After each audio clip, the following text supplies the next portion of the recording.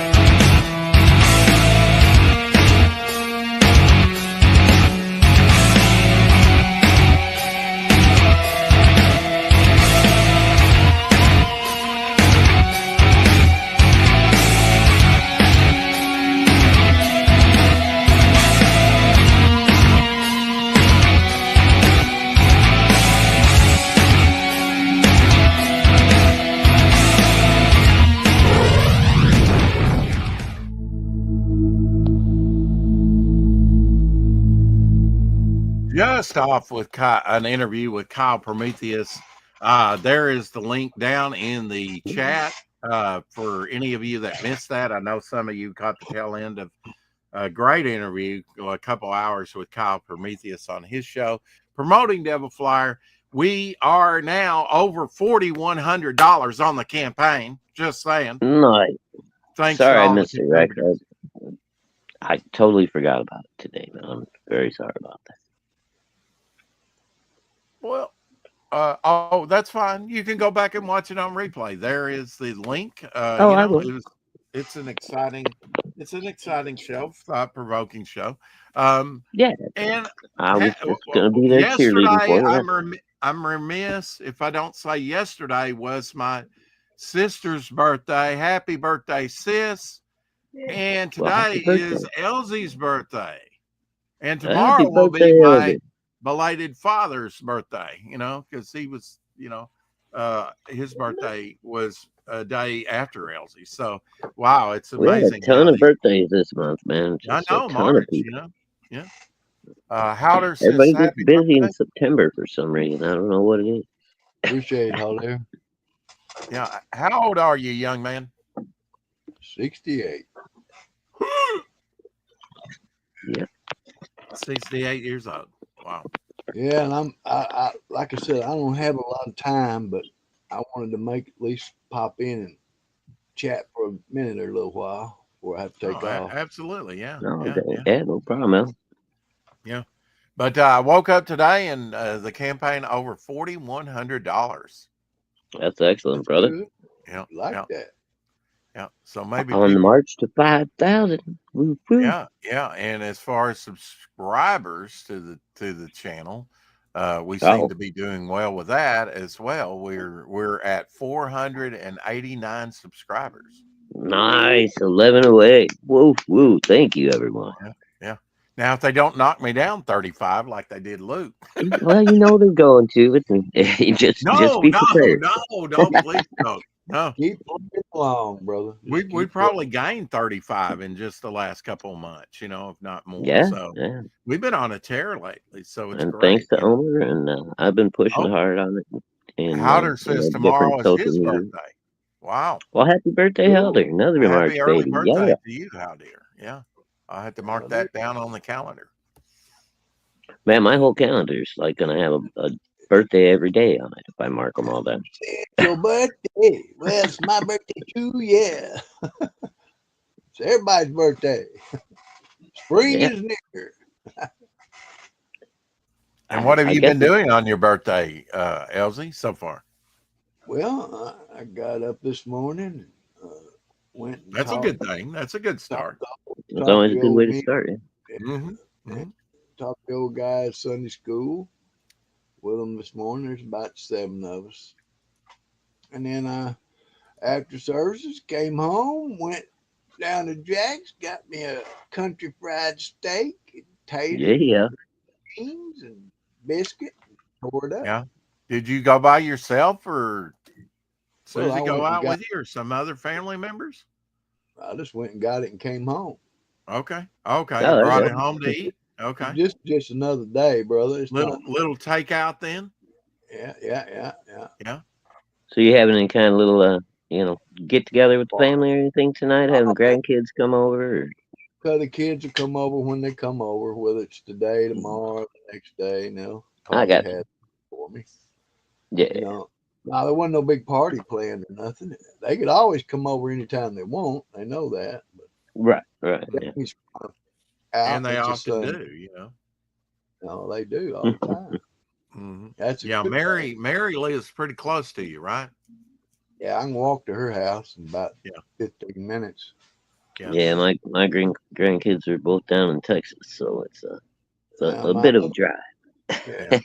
like I Yeah. say, And I if you, have friends. Their grandkids are out in California or in Alabama, and they have to get up in car to go see them anytime they Mm, want to. I'm just blessed, man. They're right around me. yeah, yeah, that's yeah. But great. it comes with a few things like, well, Papa, can you help me do that? Help me, I need, I want, Oh that's yeah. okay. It's all the good things. It's what grandparents want to do. Yeah. Mm, Yeah, and they that's wish they what you're could, there but for, to spoil them and teach your kids the lesson. yeah, I take them into old Papa's store, and they just pick out anything they want. Yeah. Now you're off to Youth Town here in a minute, right? Yeah, be heading out to Town, going to pick Lee up. Hey, man, I found out yesterday Lee's brother Tom. Man, Hmm.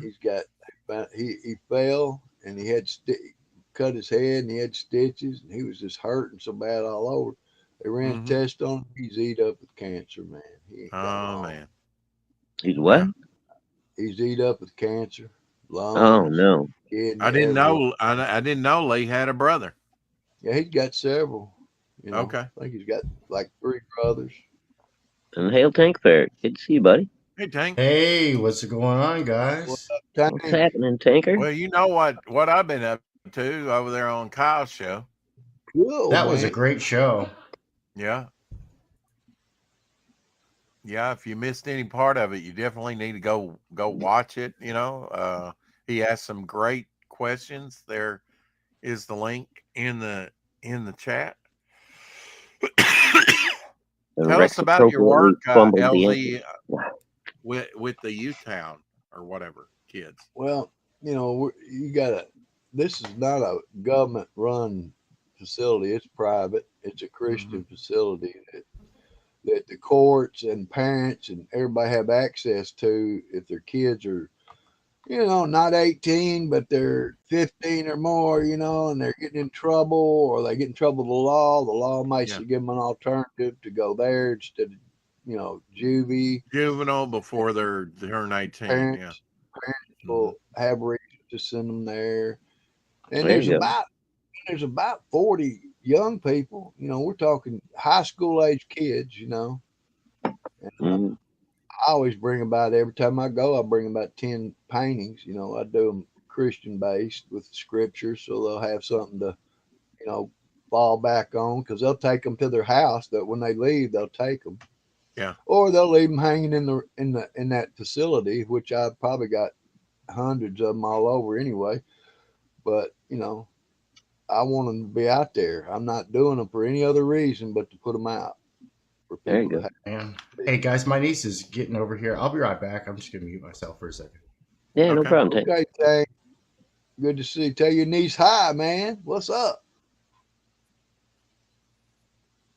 And so you're going to go to U Town and then what? Just kind of come home, chillax for your birthday. I go to Town and then Lee and we might stop by and get a cup of coffee and chat for a little bit, wind Hmm. down. Kind of And catch then up.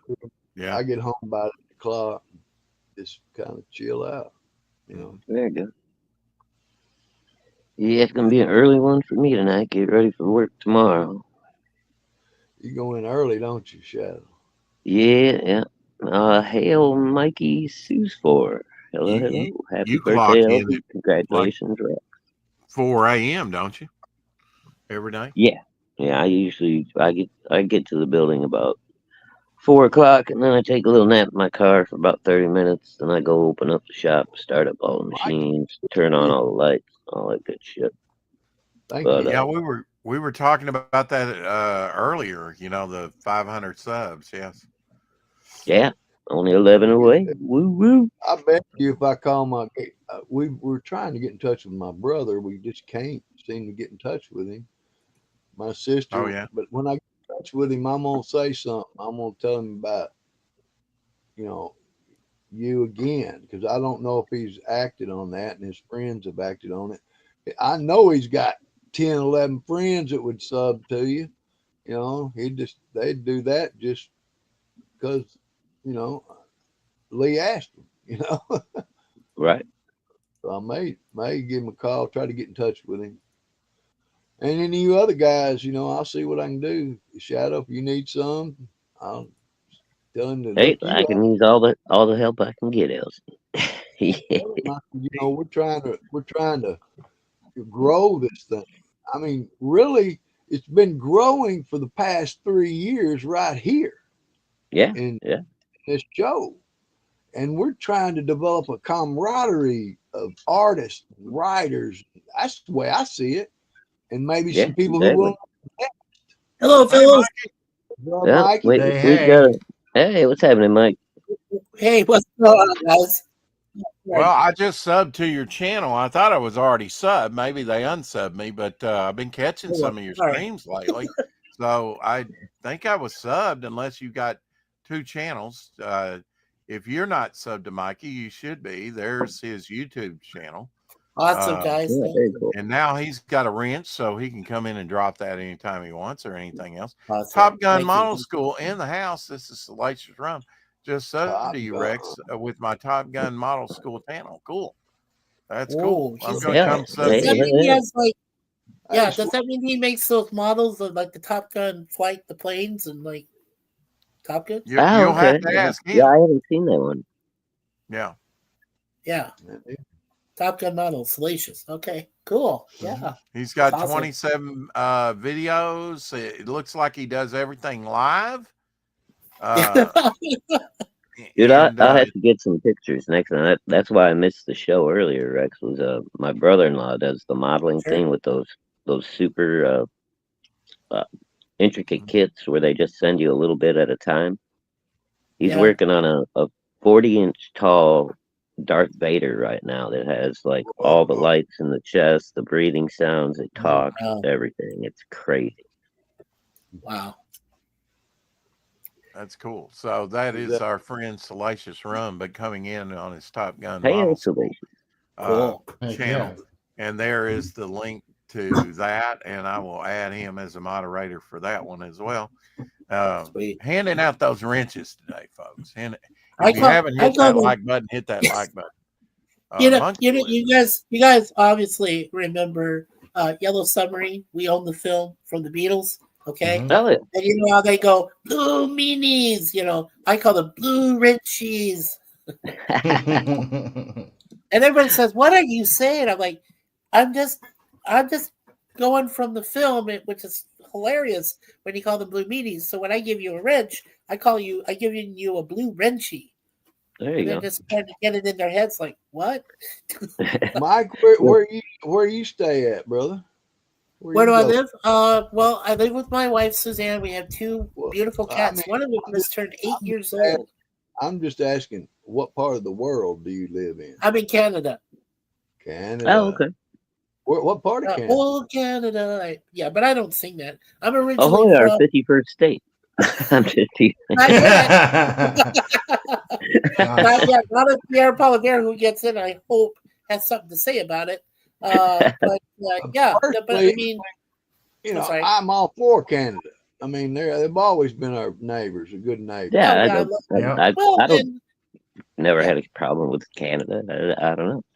Anybody, Well, I really? mean, I was born and raised for about 6 years in California. I lived in the Bay Area. I lived up in the city in San Francisco, which has unfortunately turned into a shithole. But I mean, what can Hey, you do that's about why that? You know, nobody. Yeah, I mean, yeah. we got this Gavin Newscom who doesn't do shit. So I Oh, mean, God, that guy. you know, Ugh. so, I you're mean, in you know, Texas, Mike. That's why you're in Texas.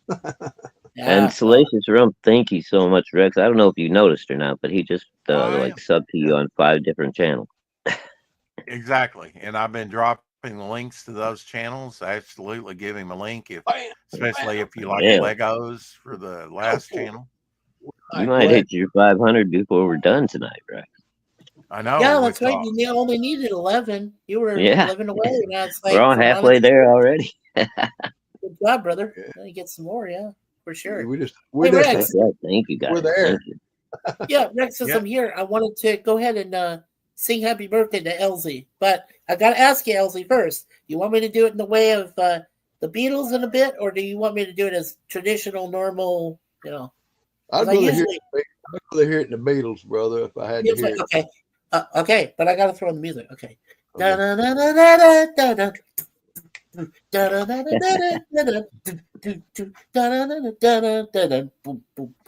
don't have a really high voice anymore, so you say it's a birthday. You say it's a birthday. We're gonna have a good time. You say it's a birthday. Happy birthday to you. Yeah, here's the bridge. And we're going to a party. Yes, we're going to a party. Yes, we're going to a party. And I like you to dance, birthday. Give it a chance, birthday. And I like you to dance, birthday. Dance, oh yeah. There you go. Thank you, Mike. Appreciate that, brother. Awesome, Mike. Absolutely, brother. Yay. Absolutely. First one to sing happy birthday. All Happy day. birthday, Elzie. Thank you, Rum. We're up to 493. Hopefully, we can get to 500 and get monetized. That'd be wonderful. Yay. Iglesias, you are an amazing person, sir. Thank you. Yeah. Hey, Shane absolutely. Blade. Hey, hey, hey. Yeah. Hey. Thank What you. up, Thank Shane? you. Hey, Appreciate that. Shane Blade. Member of the Thank you. Monkey Lizard Army. Yeah, Shane. All right. Yeah. Yeah, you guys want to hear something Right. ironic? In my life, this is honest to God truth. Throughout most of my life, whenever it reached my birthday, which by the way, I'm a September baby. That's when I was born. In September. Okay. I put my mother through hell. Like I was supposed to be born in August. Oh no. I came out in September and I put her through 23 hours of hell of labor. I'm the firstborn son of another, brother and two sisters afterwards. And I was a bad boy. I put her through a lot. Hey, you But were my mother comfortable. is You so didn't want safe. to. You I didn't love want to her, leave. man. My dad's so cool. They're still with us. I mean, I've had friends who've lost both parents, and I'm just like, oh God, terrible. Including one of my recent friends. I had mine until I was 60 years old. Yeah. Now, Mikey, tell people what you do over on your channel. Okay. Because you've been very active of late. Yeah, well, I have been. Yeah, a lot. Well, every day, Monday through Thursday at 1:00 in the afternoon, Eastern time, we talk about a certain pop culture series. And every Monday, we talk about Red Dwarf, which to me is one of the best British sci-fi comedy series ever made. Here. And they're still going. They're still going. 15 seasons now. Those guys are still doing it. Wow. So, yeah, it's amazing. Then I talk about the original Star Trek series. So I'm doing one episode because there's a lot to cover. You can't do 2 episodes a day on that. You have to treat it like it's gold and do a one whole episode review. But that's what I do on that. And I talk about the people in each of these series.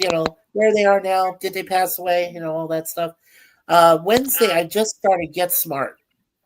I love it. Oh, I love it. I've got 5 seasons to talk about that. And I've got the additional 6 episodes that Fox did before they got stupid and said, oh, yeah, we don't need this anymore. But, it just, and then, of course, I'll talk quickly about the movie that, the reboot that I think did pretty well with Steve Carell and Alan Arkin. Well, I almost forgot about that one. Yeah, that was okay. Yeah, it's all right. I mean, but it's decent.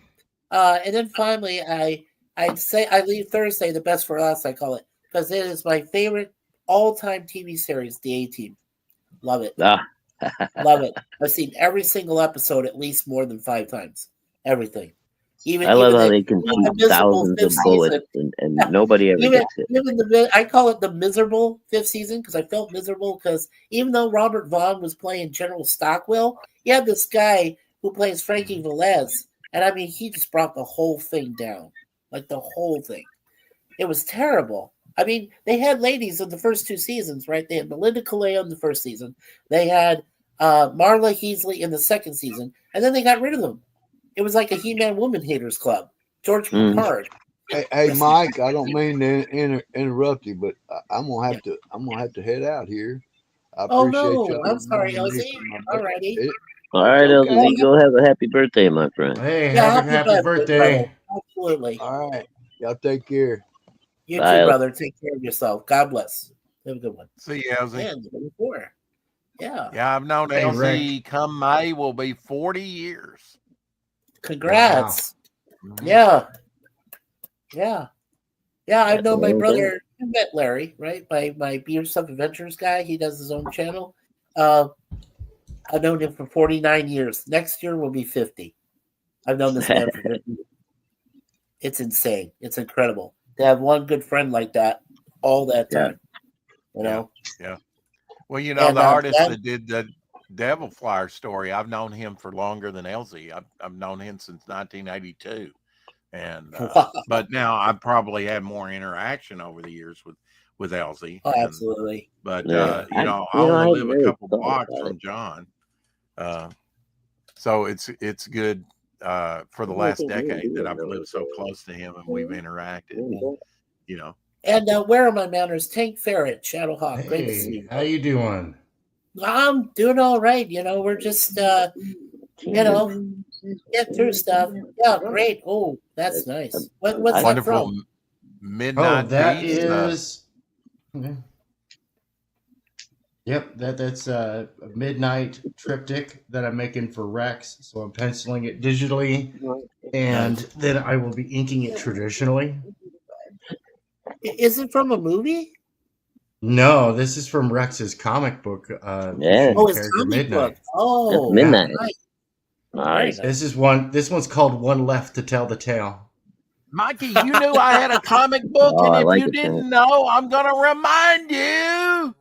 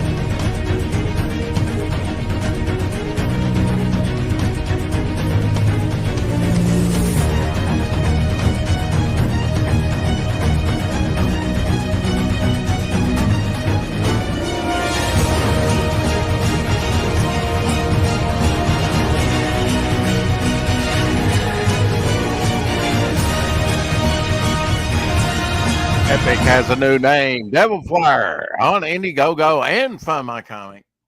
He got basketball. I love it. I love it, Rex. You know, he gave me stirrings of Todd McFarlane early Spawn. Yeah. Yeah, well, I mean, it's supposed to be like Doctor Strange Spawn character, believe it or not. Yeah. Nice. With his original coloring, he's got, especially in Tank Ferrets. Let me show what I'm talking about. A picture is worth 1,000 words. We got Tank Ferret back cover here. He's recently completed right there. You can see that green Spawn-like energy. His original blue and gray costume is done by John Falandes there. You can see that green Spawn energy. Of course, we kind of leaned into the devil part, you know, with the fire wings and everything. But yeah, he's got different iterations and different times, you know. So yeah, he was meant to be a Spawn Spawn, Doctor Strange sort of mashup character or whatever. Do you think Rex, you might have had some influence from Legion also? You know how the fallen angels and regular angels of God and stuff have the wingspan and everything? Could be possible you had some inspiration from that too. Well, Could be. yeah, I mean, it's amazing how things subconsciously bleed through, right? Yeah, absolutely. When creating characters, I usually do like the head, and then I extrapolate the costume and the name. That's usually how I work, is do a Fantastic. headshot, and if I can get the eyes, get what you're looking into all the time. Hey, great news, and I know Carrie will rejoice at this. Oi, Oi, Carrie. It's good to see you, Carrie. Just came off the Kyle Prometheus show. We had already got this month, though, early in the morning, yesterday and early today. 67 backers, 4,100, $7, 205% funded. Thank you, everyone. Appreciate that. If you haven't checked out Devil Flyer and all the new stuff that we've put up on the campaign, man, you're missing some good stuff because I'm putting all into this campaign, and trying to beef it up and give you even more for your money. We just unlocked 2 new trading cards, and we're on a good part to get that Bog 6 a.m. sticker, and that's going to be awesome for everybody. Dude, yeah, for real. You're going to get a I'm lot working of on trying stuff to get with some your kind of books. You're going to get a some lot kind of of free shipping stuff discount for Rex's kitchen sink. We're gonna toss that in there as well. and the kitchen sink. I might as well do a kitchen sink trading card or magnet, right? I hope so. Yeah. Oh, that would be cool, right? Love that. By the way, in the kitchen sink. Yep. And by the way, if you guys haven't noticed, there is Moon Pie right there. She's giving herself a bath. She just turned 8 years old, so she is a middle-aged lady now. We call her, well, she's not a grandma yet, but she's like middle-aged. So she's the older sister. And then I got the other one who's over here. Now, noticing the baying wolf and the other artwork, is that done by your children or grandchildren or something? No. All of this has been drawn by my wife, Suzanne. Did every one of those 3 portraits up there. Cool. All right. Plus others that she's got scattered throughout the apartment. The one there, of course, the bunny, that is representing Easter. The one there in the middle. It's amazing to see creativity expressed in different ways from different people, Yes. Yeah, and then of course the last one. Yep, the last one above. Yeah, I'm pointing that right. Okay, is Christmas. So she's got Easter, Halloween, Christmas, all up there. Yeah. Yeah, everything's in reverse when you get on camera, right? It's like which way do I look and talk? My mind totally. Somebody like opens up my cranium every day, takes my brain out. My mouth says one thing, my brain thinks another. Right. Well, that feature they have in StreamYard now, where you can mirror your camera, it can actually go like a different focus, right? Because I have a great Acer computer here, a PC that works with that. So if I want to mirror, I can go just a different direction and just hit mirror, and it will just do that and go over. So it works really well. Restream does that. Can flop this. This would be flop it over. Would be on this side. Yeah, you can do it on StreamYard too. You got to do it before you start. StreamYard. Yeah. See, and I want to mention it's real easy to do that. To find that little thing, but I've never found it over here on StreamYard. Yeah, I've only found it when I was setting up a stream. You can set it then, but for whatever reason. And I also want to mention we're supposed to get snow in 3 hours. This is spring, wow. damn it. Okay, and remind me what state you're in. Are you in Canada? Well, I'm in Canada. I'm in a suburb called Scarborough, which is just east of the main downtown hub, which is Toronto. And we get the weirdest weather up here. I came to see my wife way back on a May day in May 28th, and I flew into town. And by the way, the airport is 30 miles that way, way back there. It's in a suburb called Mississauga, but they call it Toronto Pearson International Airport, for those who may not know. But it's 30 miles away from downtown Toronto, not right in the city like in Phoenix, where you have Phoenix, Arizona. It's right there, Sky Harbor. So yeah, so I mean, I came in on a late May Go day. cow. I thought, okay, it's spring, nice sunny weather, whatever. I walk out to snow showers and 30 degrees. Wow. May Oh, 20. Oh my. The link to Kyle Prometheus, I just did a couple hours with him before this show. Cool. There is the link at the top of the chat. Go check out the Cool. show. Very, very thought provoking questions. I don't know about the answers, but a cool show, where we look at indie comics and kind of what got me into comics and other stuff. It's an interesting show that we Yeah. just did. So Rex, guys, have all of you here, have you seen the current trailer for Thunderbolts about the no, I haven't seen it yet. kind of collaboration, Mhm. right, with the Winter Soldier and Black Widow's sister, and then of course Iron Man, or not Iron Man, but he calls himself Iron Giant, played by David Harbour. It looks pretty good. I think it looks like a good movie. I definitely want to go see it. Yeah, Thunderbolts. Plus, it brings back Harrison Ford again. Now, what movies have you seen recently, Mikey? I've seen Captain America: Brave New World, and I Okay. got to see Anthony Mackie play the role, and I'm happy to say he did it okay. He didn't do it great like Chris Yeah. Evans did, but seeing Harrison Ford turn into the Red Hulk was stellar. It was Yeah. done so well. I was like, wow. Well, Yeah. what about before that? Are you pretty Before avid that, movie it was watcher? yeah, I'm very yeah. I have to say it's nonstop action. It does keep you focused and glued to the screen.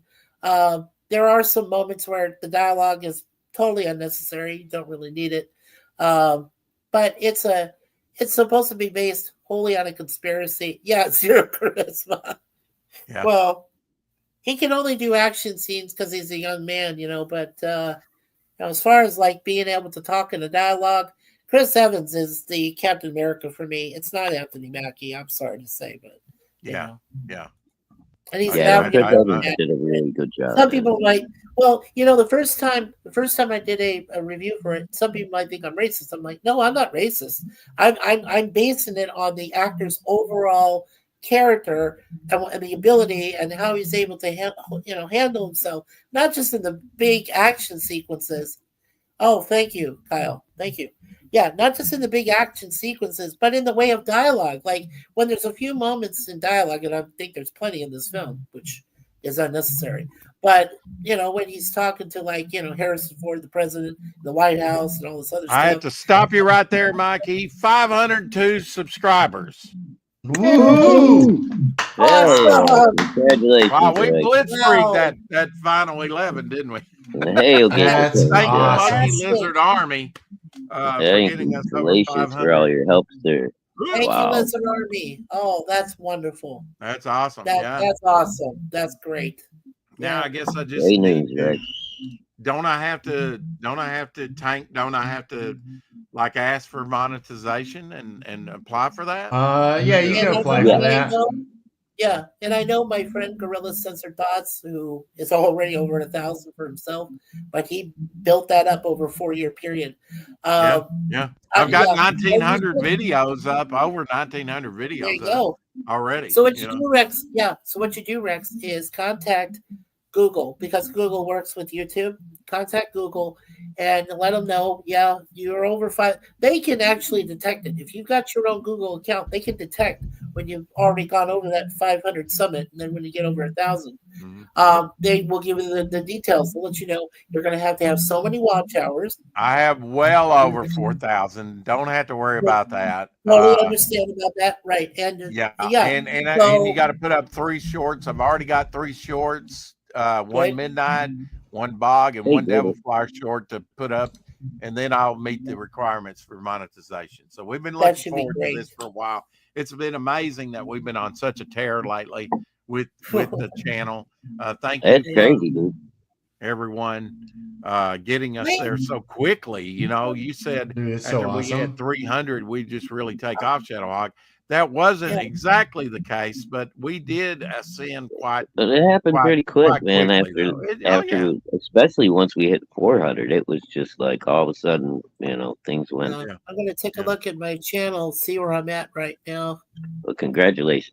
Get an idea where I'm at as far as my channel goes. Now if they don't knock us down a few, maybe we'll stay there, Shadowhawk. Mum's the word. We'll have to see, man. Maybe. You got to check when you wake up in the morning and try not to have a heart attack. You got to keep them, and our recidivism rate is very low. We've kept, I think, most of our subscribers. And I don't think too many people have quit on us over time. A couple here and there. Yeah, according to you, Lord knows I've tried to drive them off, but yeah. So he's got a webcam and everything. Yeah, I know, right? It's potato cam. Despite Rex's best efforts to drive everyone it's actually away. Mounted in a potato. My channel tends to go up and down. Like right now, I've got 244 subscribers, so I'm like 6 away from 250, which is what I'm trying to get to. But I have over 300 videos. I have 317 to be exact. Yeah. So a lot of videos. Yeah. I don't have a problem with the videos, but I gotta ask you, Rex, how were you able to put together shorts? I still can't figure that out. Even after 2 years. You get a friend like Omer Glitch, and he makes them up for you. He actually did 3 shorts for me. I had just mentioned that I probably need that for, monetization. And he did me up 3 shorts that I'll shortly put up. All my stuff is done live. I kind of go against type, Mikey, and are you using StreamYard, Mike, for your live stream? I do use StreamYard for my live stream, and I'm paying for the plan where you can allow up to 10 people up on the panel at once. Wow. I believe there's something in the settings there that'll let you choose shorts, and then you can just upload like a 3-minute video. I just gotta look for that. Yeah, thank you, Shadowhawk. Yeah, I gotta look for that. But you know what? Right now, I don't worry about shorts because I'm way away from monetization. Mm-hmm. Yeah, I think I'm still under 200 myself. So it's you got one more sub out of me today. So yes, thank you. Mikey's channel's up there. Go sub to Mikey. If he wants to drop it again, he's got his own wrench. He can do it now. Everybody gets a wrench around here unless they're just a bogus, douchebags. Yeah, that and I'm a little leery there about you them. Pale I'm Rider taking a chance on some people, but they've worked out. So, I don't have many enemies out there, but it only takes one to cut your throat. We're 107 pushing that border. Kyle says, congratulations. Yeah, if you're not subbed to Kyle Prometheus, he's got a wrench. He can drop his own link. Sorry, I don't have that at my fingertips. Drop it, Kyle. Drop it like I did drop it. It is up at the top of the chat. Thank you. I did drop it. Yeah, honestly, thank you so much for giving me that. Ray Haylock. I will. Australia. Hey, Ray. Yeah. I will go ahead and Ray. Just put it in the chat there. There we go. All right, everyone. So there's my website there, YouTube. Like I said, we're only about 5 or 6 away from 250. We'll do a live stream surprise for everybody that goes there and subscribes to our channel. And he might even sing you happy birthday if it's your birthday. If you didn't know it, this is episode 1060 of the 4 o'clock Shadow. Happy birthday to my sister yesterday, which I was remiss in mentioning. Happy birthday to Elzie today, and happy to my observance of my father's birthday tomorrow. We went over $41 on the campaign. We went over 500 subs to the channel. If you're not subbed to the channel, please sub to the channel. We do love, not like, we like them too, but we love them. The Monkey Lizard Army that made it possible for us to go over 500. It just seems like we get more excitement. Yesterday was exciting. Doc Blaylock got a new backer, and so did I. It's very exciting. And then today we go over 500, and we got good news coming in. Going over 4,100 with the campaign. So yeah, things are looking up, right? Yeah, Nice absolutely. weekend. I was Been just a answering really something from Heck Gail yeah. Ryder. Yeah, he says, "Is Mikey the grown-up tattoo from Fantasy Island?" You but know No, what I've no. learned? Excitement is infectious, and we try and feed the fire around here and keep it exciting for you oh each and shit, every now I'm time. infected. God dang it. Yeah, Damn it. and I'm going to put Shadowhawk on the spot, and he can entertain us for the next 15 minutes. Go. Oh gee. Mhm. Dance for us. I wouldn't do Dance, that. monkey, Dance, dance. monkey, dance. Dance, lizard monkey. Let me get my tap shoes real quick. Yeah, I And enjoyed. while we're I speaking of it, enjoyed if anybody Fantasy would Island. love to drop by Shadowhawk's channel and give me Oh a sub, yeah, I check would out. appreciate it. Definitely. And check out my Oh, review of Doc Blaylock's A Damn Dirty Thing from yesterday. And Andrea Harmon, I really need glasses. She says, "I adore your cadences, but what are you talking about?" Madness. Well, we're just talking about Absolute anything, really, madness. there, and Andrea. there's Shadowhawk's link And down hail there. If Andrea. you want to give him a Yep, sub, Shadowhawk Hugs. absolutely give him a sub. He's been doing CG book reviews and other book reviews over there, and he's got Oh, other thank Yeah, you. videos up there. There's actually some 4 o'clock Shadow episodes over there, on older ones, on his yeah. channel. So go check that Yeah, out. when Rex was a naughty boy and we had to take the show over to my channel. Bad boy. That's a bad boy. Keep in a Yeah, bad so boy. Been We a got in very trouble bad with boy. That's right. YouTube. Oh. so yeah, It's so like I was going to say, I'm also adding to our channel. We've been doing this lately. We've been doing Star Trek and Star Wars fan films on Saturday afternoons at 1 p.m. Eastern, and we Oh, just cool. recently covered a Star Trek fan film called Starship Farragut: The Crossing. Really well done. I mean, these fan films. I got to really mention this, if you don't mind, Rex, just for a moment. The fan films, especially from Star Trek and Star Wars, are Thanks, really Todd. well done. I mean, these creators put their heart, their pocketbook, their passion, their love for each of these franchises into YouTube. It takes them years usually, but once they put it out there, I will argue the point that they are better than anything, and I mean anything, in the recent years that Star Trek or Star Wars have put out, whether on Netflix or TV or on movie or anything. These are better than all of it. Oh And yeah, I mean, I they totally have agree. such a good And job. if you haven't checked out Star Trek Continues, the 10 episodes, I that's a own them all. wonderful. Yeah, I have Yeah. all 11 episodes. I've talked to No, people wait, about it. you own them all. I thought that was like fan base. Now It you is all probably downloaded. downloaded them You know or what I what? mean? They're all downloaded. Yeah, Yeah, and yeah. I own you them. can watch it on YouTube. In fact, that's one of the Absolutely. first Star Trek things that I checked out on YouTube when I was looking to see what I YouTube thought had they were on it. done fantastic. Vic Yeah. Monona has to be applauded. What I a mean, great tribute. And some of the people that actually sure. did those years ago have passed away. So Yeah. it's a little before Orville. What'd you think about Orville, Mikey? The series? Nope. No, I won't not for watch you. it. I'm sorry, Seth Oh. MacFarlane. No, I won't watch it. No. Oh, you won't even watch it at all, huh? Okay. No. I didn't bother. I figured he did Family Guy. Yeah. Let's leave the mystery It's there, where he's talking Peter Griffin in the background. Oh, I even saw him in that, A Million Ways to Die in the West with Liam Neeson. Liam Neeson was the better actor, obviously. Seth MacFarlane can't act out of a forest fire with water tanks standing nearby. Mhm. It's kind of sad. He's very multi-talented. Don't get me wrong. Seth can do classical music, from the 40s, 50s. He can swing music, things like that. He's wonderful with that. But I don't know, a sci-fi show, and I was like, no. It's almost like he's putting Peter Griffin in space.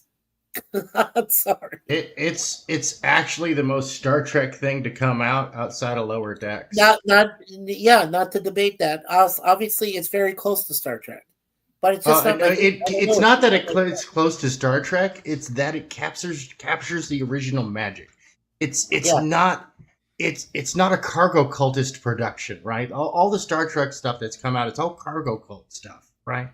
And by that, I'm talking about like the cargo cults in the South Pacific that still worship new gods with wicker airplanes and parachutes and satellite. Like, it's crazy. That's what Hollywood is doing. right? Yeah. They don't understand the magic. They're just trying to get, all the cash money drops coming back in like all the other stuff used to do. And it's like, yeah, well, you don't Orville, understand the well, IP there, guys. one thing you can't hate about Seth MacFarlane is he's an idealist, and he's willing to be his own man and do his own thing, and I applaud that. I do. Like I said, it's I have seen a few episodes here and there of Orville, so it's not a bad show. I'm just saying that I'm just not really into it. I do love the fan films because for me, especially the best. Star Trek Continues, those are the 11 best episodes I've ever seen of any kind of sci-fi Trek since way back 2005. I could go to Enterprise with Scott Bakula as Archer. I mean, the great stuff there. And the best part about it is James Cawley, right? He came out with New Voyages before that. He has 10 episodes, which I'll be covering soon. He's what they technically called Phase 2 or Season 4. And that's James Cawley, who came aboard before Vic did it. And then at the very end, I hope I'm not spoiling this for people, but at the very end of Star Trek Continues, To Boldly Go, it's a 2-part episode. No, he's not going to spoil anything. Okay, I'm not going to. No, go ahead, Mikey. Go ahead. Hey, I love that. That was a good joke. Anyway, no. So if you're a diligent watcher like I am, of all 11 episodes of Star Trek Continues from Vic, at the very end of To Boldly Go Part 2, you see it where he puts on the full Admiral outfit. Now, think back to the beginning of Star Trek. We call it the motionless picture because it was the first one. Yeah, right. But it really went nowhere. Don't hate on it. I liked it. I thought it was a great premise. I was just glad to see Star Trek. I thought it was a great concept with Voyager, Voyager. I thought it was a good thing. I thought it was a good thing. Yeah. But anyway, as I was going to say, so thank you, Rex. Yeah, totally. But I was going to say, as he gets off the train, off the hover train, the whatever you call it, Captain Kirk, and he gets off that, he's in the same outfit. Right. So basically, Vic, who was so good at this, went from that Part 2 To Boldly Go right to the very beginning, the first time you see Shatner in his Admiral outfit. Yeah. It's perfect. And I'm like, well, I mean, it was a perfect 5-year journey, right?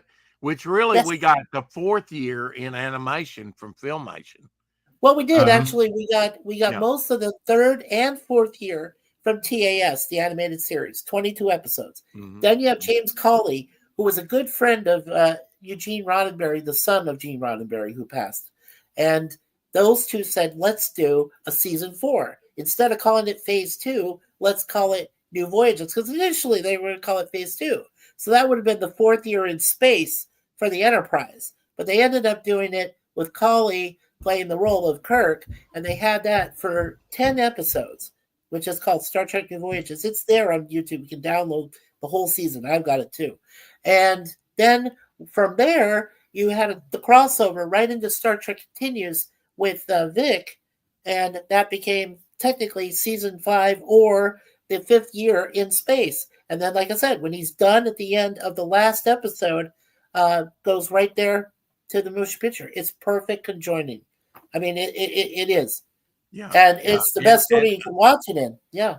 Well, I mean, you got, relatives of like Doohan's son, and you've got the Romulan daughter. Oh, Chris is fantastic. And I mean, you got some of the original actors that were in the original series. Yes. Starting off with the Apollo story. Oh my God, Michael Forrest? No, stop! Great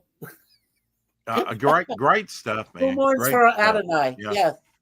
First time and just that iconic bridge and everything, and they did that on shoestring budget. It's and now he's become even more prosperous and out there with his voice work. I think we can all rejoice in a successful career there. Thank you, Shadowhawk. Thank you.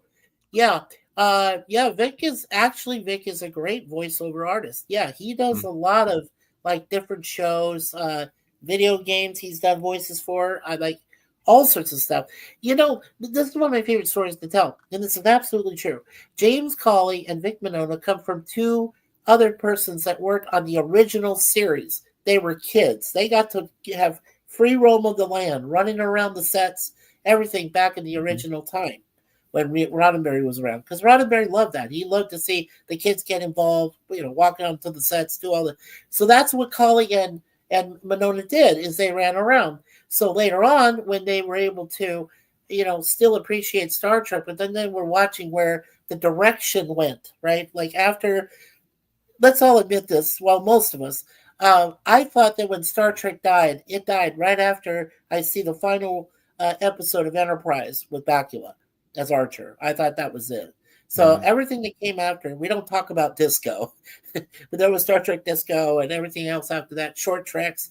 They just weren't good. I mean, let's be honest. I mean, some people thought they had moments, but for me, it was just, I was sad. And I said, I gotta find something that can replace. And lo and behold, here comes, New Voyages. I saw that first. I did see where they did Of Gods and Men. You guys have seen that one, directed by Tim Russ. I mean, fantastic.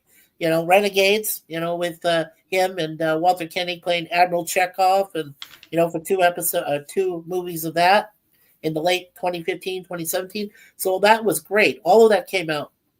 But before that, you had the Cawley and you had the Mignogna moments. And for me, I think it's a perfect conjoinment. It really is. If you start, here's how I see it. If you start with Enterprise, with Bakula and everybody, for the 4 seasons, they did their thing. Mm-hmm. Then you come which, in retrospect, I wish they had gotten 7 seasons like the others. Really. I really wish they did. Yeah, and I binge watched recently all of the, and I hadn't seen most of these. Quantum Leap. I've seen them all, but yeah, it's Quantum Leap. It's just oh yeah, great but it was just show. sad. It's great on rewatch. Even but like I say, you got your Enterprise. Okay, then you have your TOS, 79 episodes. Then you got your TAS, the animated series. You can blend that right in, 22 episodes right there. Then you've got your Cawley. You throw in your Star Trek New Voyages, 10 episodes right there. Perfect. That's all he had to do. And then finally, you throw in Mignogna. He's got 11 episodes. Throw it right in, and boom, you're right there to the original cast with their 6 movies, starting with motion picture. Well, right, I didn't like Discovery. Didn't even give that a chance, No, I gave it a chance. I did. I gave it 2.5 episodes. In the middle of the 3rd episode, I said Birnbaum is agonizingly terrible. Yeah, and I went through a whole season of Strange New Worlds found the characters kind of bland. I wasn't invested after a whole season, really. Yeah. Well, they did some intriguing stuff within it, but it's not enough to keep me. And when they announced that all musical, Klingon musical or whatever, I said, please, kill me now. Kill Gene Roddenberry all over again and scatter his ashes again in space. What the F, man? Come on. Yeah. Well, and then they had those 2 animated series, Prodigy and Lower Decks. And people have asked me, well, have you ever seen either of them? Prodigy, no. Lower Decks, I've seen on YouTube, like little snippets. I bought the first season of that and watched it. It was okay. It wasn't. Yeah, it's okay, but at least with Lower Decks, well, I don't know where they're going with that. I took a chance on it. Yeah, with Prodigy, well, I think the ones they tell me I should see are the ones where Janeway's in it. Where Kate Mulgrew comes back and does her voice. Where I think they fell down on Voyager was they didn't have great villains. Your heroes are only as great as they had that trash can with the hair. People, come on. Look, man, you go out to the Delta Quadrant. It's kind of like Farscape. You got a blank slate. Yeah, you can do anything. And eventually they brought the Borg in, which I think was, Oh, no. The Borg were a last desperate effort because their first 3 seasons just weren't doing it. And the thing of it was, again, they had a blank slate, though. They could have done anything. Yeah. They needed great opponents, and you got these trash can kitties running around, reoccurring. Yeah, no, don't forget that. The main Alpha Quadrant or Beta had more interesting characters in it. Absolutely. You know, Yeah. and here they got a blank slate, and that's the best they can do. Come on, you know, that I you know. gotta have Well, great, you gotta have great looking, you know, Fantastic Four, great, but you gotta have a Doctor Doom. You know, yes. you gotta Yes. have a Magneto, whatever. You gotta have great Yes, for villains. sure. You Yes. know, and I agree. And well, here's one thing I wish they could have done. They did a 2-part episode of the Krenim.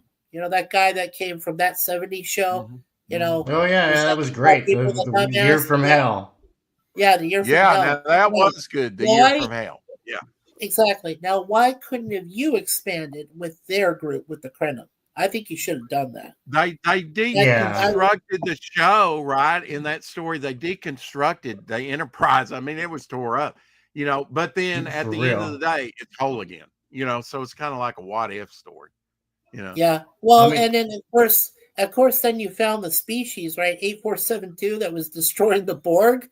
I mean, Mhm. come on, you just found your allies, and then you just treat them like crap. And you go, you're like, come Yeah. on, these guys can kill. Okay, so it doesn't mean anything to you, right? That this species could potentially come to Earth and Alpha Quadrant. But if Janeway had handled it better and was able to communicate with 8472 saying, hey, we're not the aggressors here. The Borg want to take over everything. We are not the bad people. If Yeah. you combine with us and join up with us, yeah, So, the Mikey, Borg would have been eliminated what does long. Star Trek have to do to fix itself? Because it I don't seems know. like all of pop culture has kind of went off the rails. Yeah, pop culture is Yeah. completely gone. Yes. I think what's important, like I said, and this is what brings me back to the fan films. I think that these companies, especially Paramount and whatever, and Amazon for Bond and things like that, they need to look at these creators that have come out of their own time, their own money and space, and have put out such great tributes, such great, I call them tributes. They're all tributes, fan films. They put them out. Talk to these people. They can make a better episode than you, okay? Mhm. They can. They've done what they've done. So go talk to them. I don't care. Throw a little bit of money their way, do something, some extra, and say, look, can you write the next great Star Trek movie or the next great Star Wars movie for me? That would be wonderful. I don't know You could about, do that. Or you James know, Bond. I think Or it's James Bond. about, you know, the streaming wars, and those have probably been won and settled by now. But, you know, Yeah. content product, you know, they don't look at it Totally. as anything Totally. more than just a filler. They really don't, they're not invested. But now I somebody know. that had been invested in Star Trek for a very long time, Star Trek, Star Trek, the complete collection there Complete on collection. Indiegogo by Mark Largent. If you haven't seen this, it's a hoot. Let's check it out. Yeah, let's check it out. Okay. Indiegogo.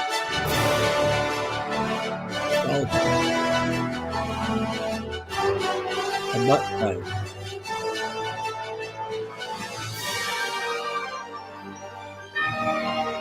The city on the edge of foreclosure.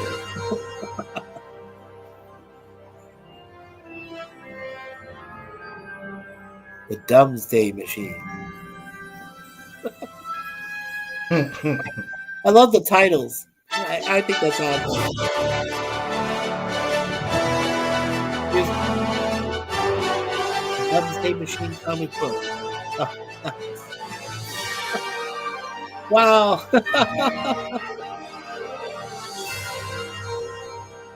Nice.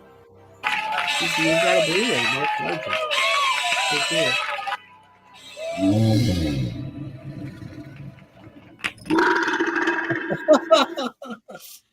Wow, I'll have to check those out. That was great, Absolutely. Rex. There Thank you. is a I'll have to link check those out. Yeah. Yeah. in the description. Absolutely. Yeah. And you can Yeah, go to totally. Mark Largent's site and check out some of those. Tank, what do we Yeah. got here? What do we got going on? Some rain? Yeah, Oh, no, it's a game. Okay. All right. yeah. Is that Remember the Fortnite? game with all the dancing waifus? I Yeah. made a guy.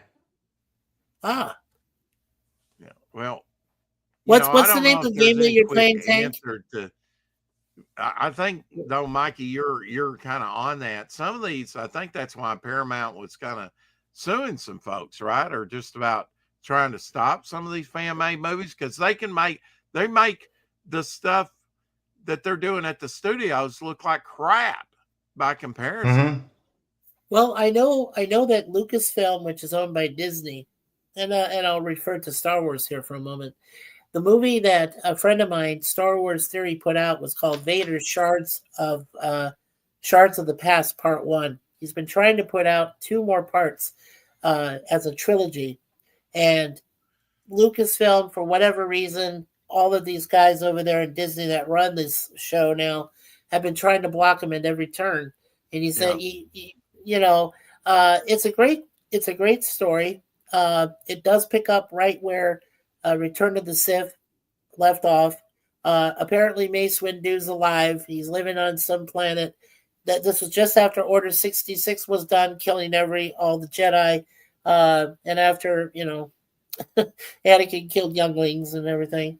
So this was done just after that when he becomes Vader, and he's told there's a disruption in the Force, and he's got to go to this planet. And all of his all the stormtroopers that they send out to go find this guy keep getting killed and everything. He goes down into this cave and he finds out, oh my God, Mace Windu's still alive. So he was blasted out of the window, and I think we all thought he died, but then he's alive because I guess the Force kept him alive after he was blasted out a window by the Emperor and Palpatine and everything. So it should be good. But like I said, he's only got 1 part done. He's been still trying to get people together for part 2 or 3. I think he finally got permission, but he just doesn't have the funds, and he's trying to raise it, and and he wants to finish. And I applaud him. I hope he can, but I mean, really, you can pick up a property and do whatever you want. Like John Byrne, who did X-Men, he did like a web story and picked up the story of the X-Men from the 60s, kind of after the Neil Adams era, and right before they went to reprints with the X-Men for several years. So he can't monetize that, he can't publish that, but he still did 30 something episodes of so he took a known property. Like if you want Spider-Man to go in another direction, you got a passion to do it, you can do your own adventures. There's nobody stopping you, No. And the same thing with Star Trek, but you might not be able to monetize it and make it into something profitable for yourself. But then again, maybe you can do an event like Star Trek, like Mark did, and actually, go to Star Trek conventions and things, and people appreciate it for what it is. Yeah. Well, I know that Vic, when he goes to Comic Cons, because I know one of my friends was just recently there and had seen him and Collie. They were both there. And they were getting a big crowd. Like people were surrounding them and everything. Because, in effect, Collie and Monona just revitalized Star Trek to a degree. They brought it back to some semblance of decency. Not to say Strange New Worlds might have done something too, but, the thing is that the fan film creators themselves have such passion for the franchise. And I keep telling people that I talk to, one of my best friends, Larry, who just celebrated his 60th birthday. Yay. Yay. I'm right behind him. Well, you get in there. So, Larry has friends in the industry, in the entertainment industry. And I keep telling him, look, get some people from Paramount Plus to go over, do a private meeting with both James Colley and with Vic Mignogna, talk to those guys and say, hey, why don't you two write Star Trek 4 for us? Why don't you do that? Just put 4 out there, but make sure these guys, nobody else, just Colley and Mignogna, make sure they're writing the story, putting it out there, and then Vic could direct it. You bridge builder in between the corporate and these creatives. But now, and I know you've done some extra work in movies and stuff. Yes, I did. I worked on, I actually worked on a movie and a TV series.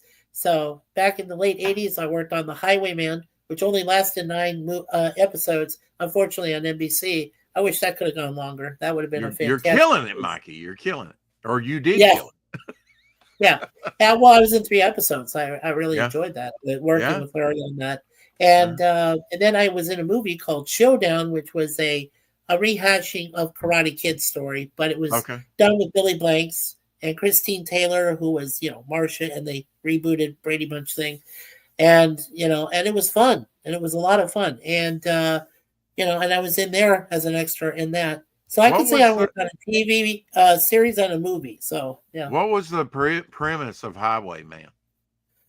The premise of Highwayman was in the not too distant future, uh, a lone gunman who had some prior military experience and things. He's on his own, but he has a sidekick.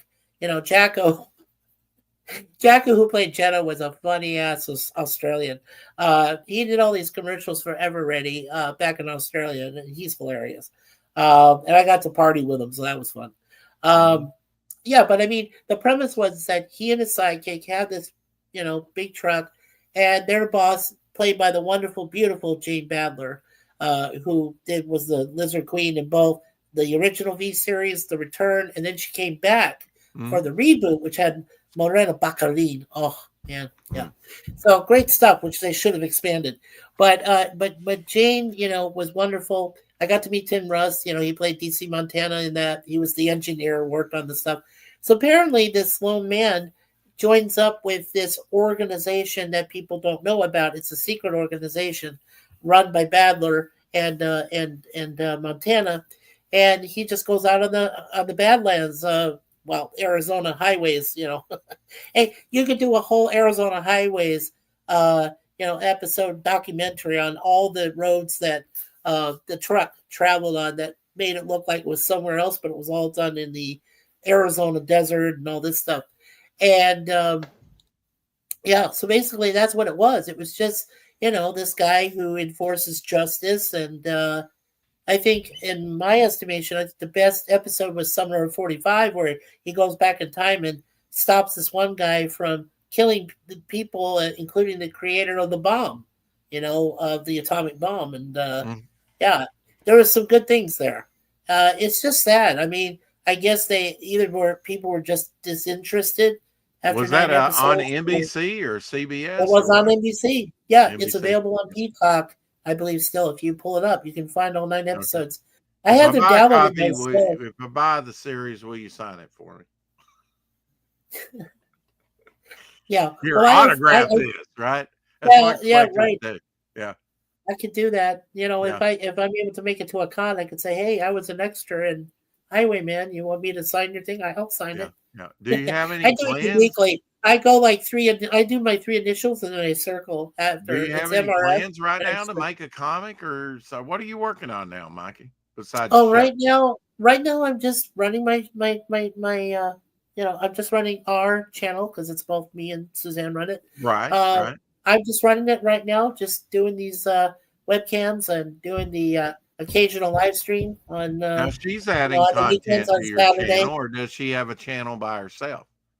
She has a channel by herself, but she doesn't get into all that. So she's my Yeah. number one supporter. She maintains my channel. She's Yeah. our main managing moderator. We do have a few of those in our chat, and she takes care of everything. And then I have 2 other wonderful folks. One of them is Connie Cleary.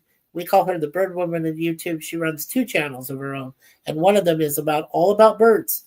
And I'm trying to get her to get a couple of red cardinals on there, but she's having a hard time. I'm like, well, take your time. You can do that because they're the messengers of God, supposedly. Something about a red cardinal is so unique. And my mom, this is a true story. My mom has sent a red cardinal literally from where she lives back in Arizona all the way up here. That's over 3,000 miles.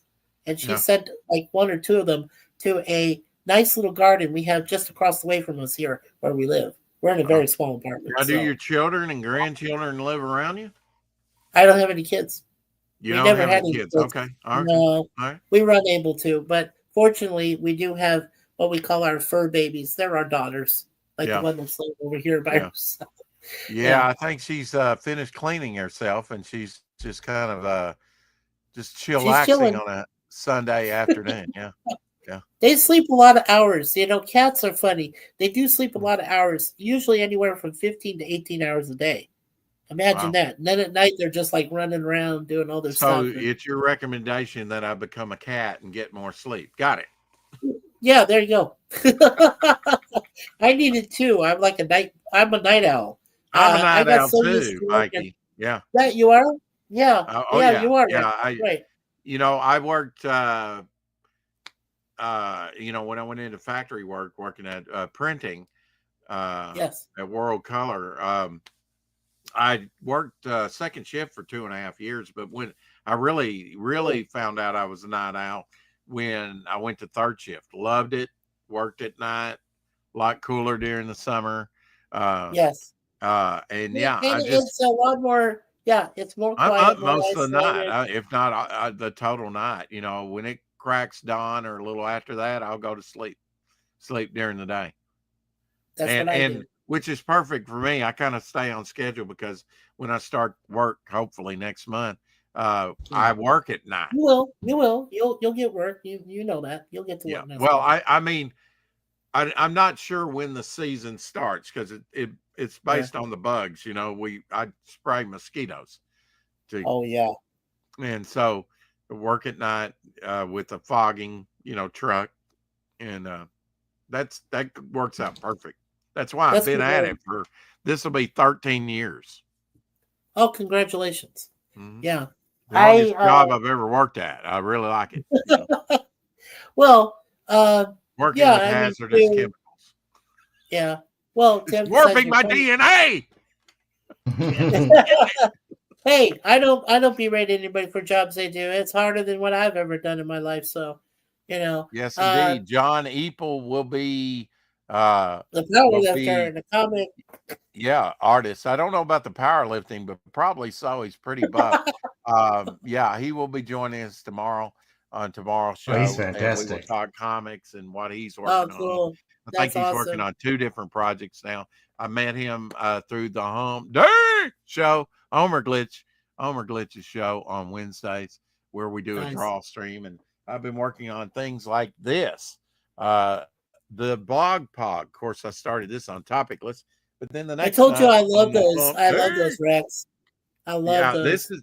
this is everybody backs the bit. You back the big bundle, you're gonna get this free artwork. The next person to back the big bundle will get the slammer. That's gonna be a pog that you can get with your bundle, Oh, and then the little you'll mini get a frog plastic thing. Oh Geo yeah. slammer.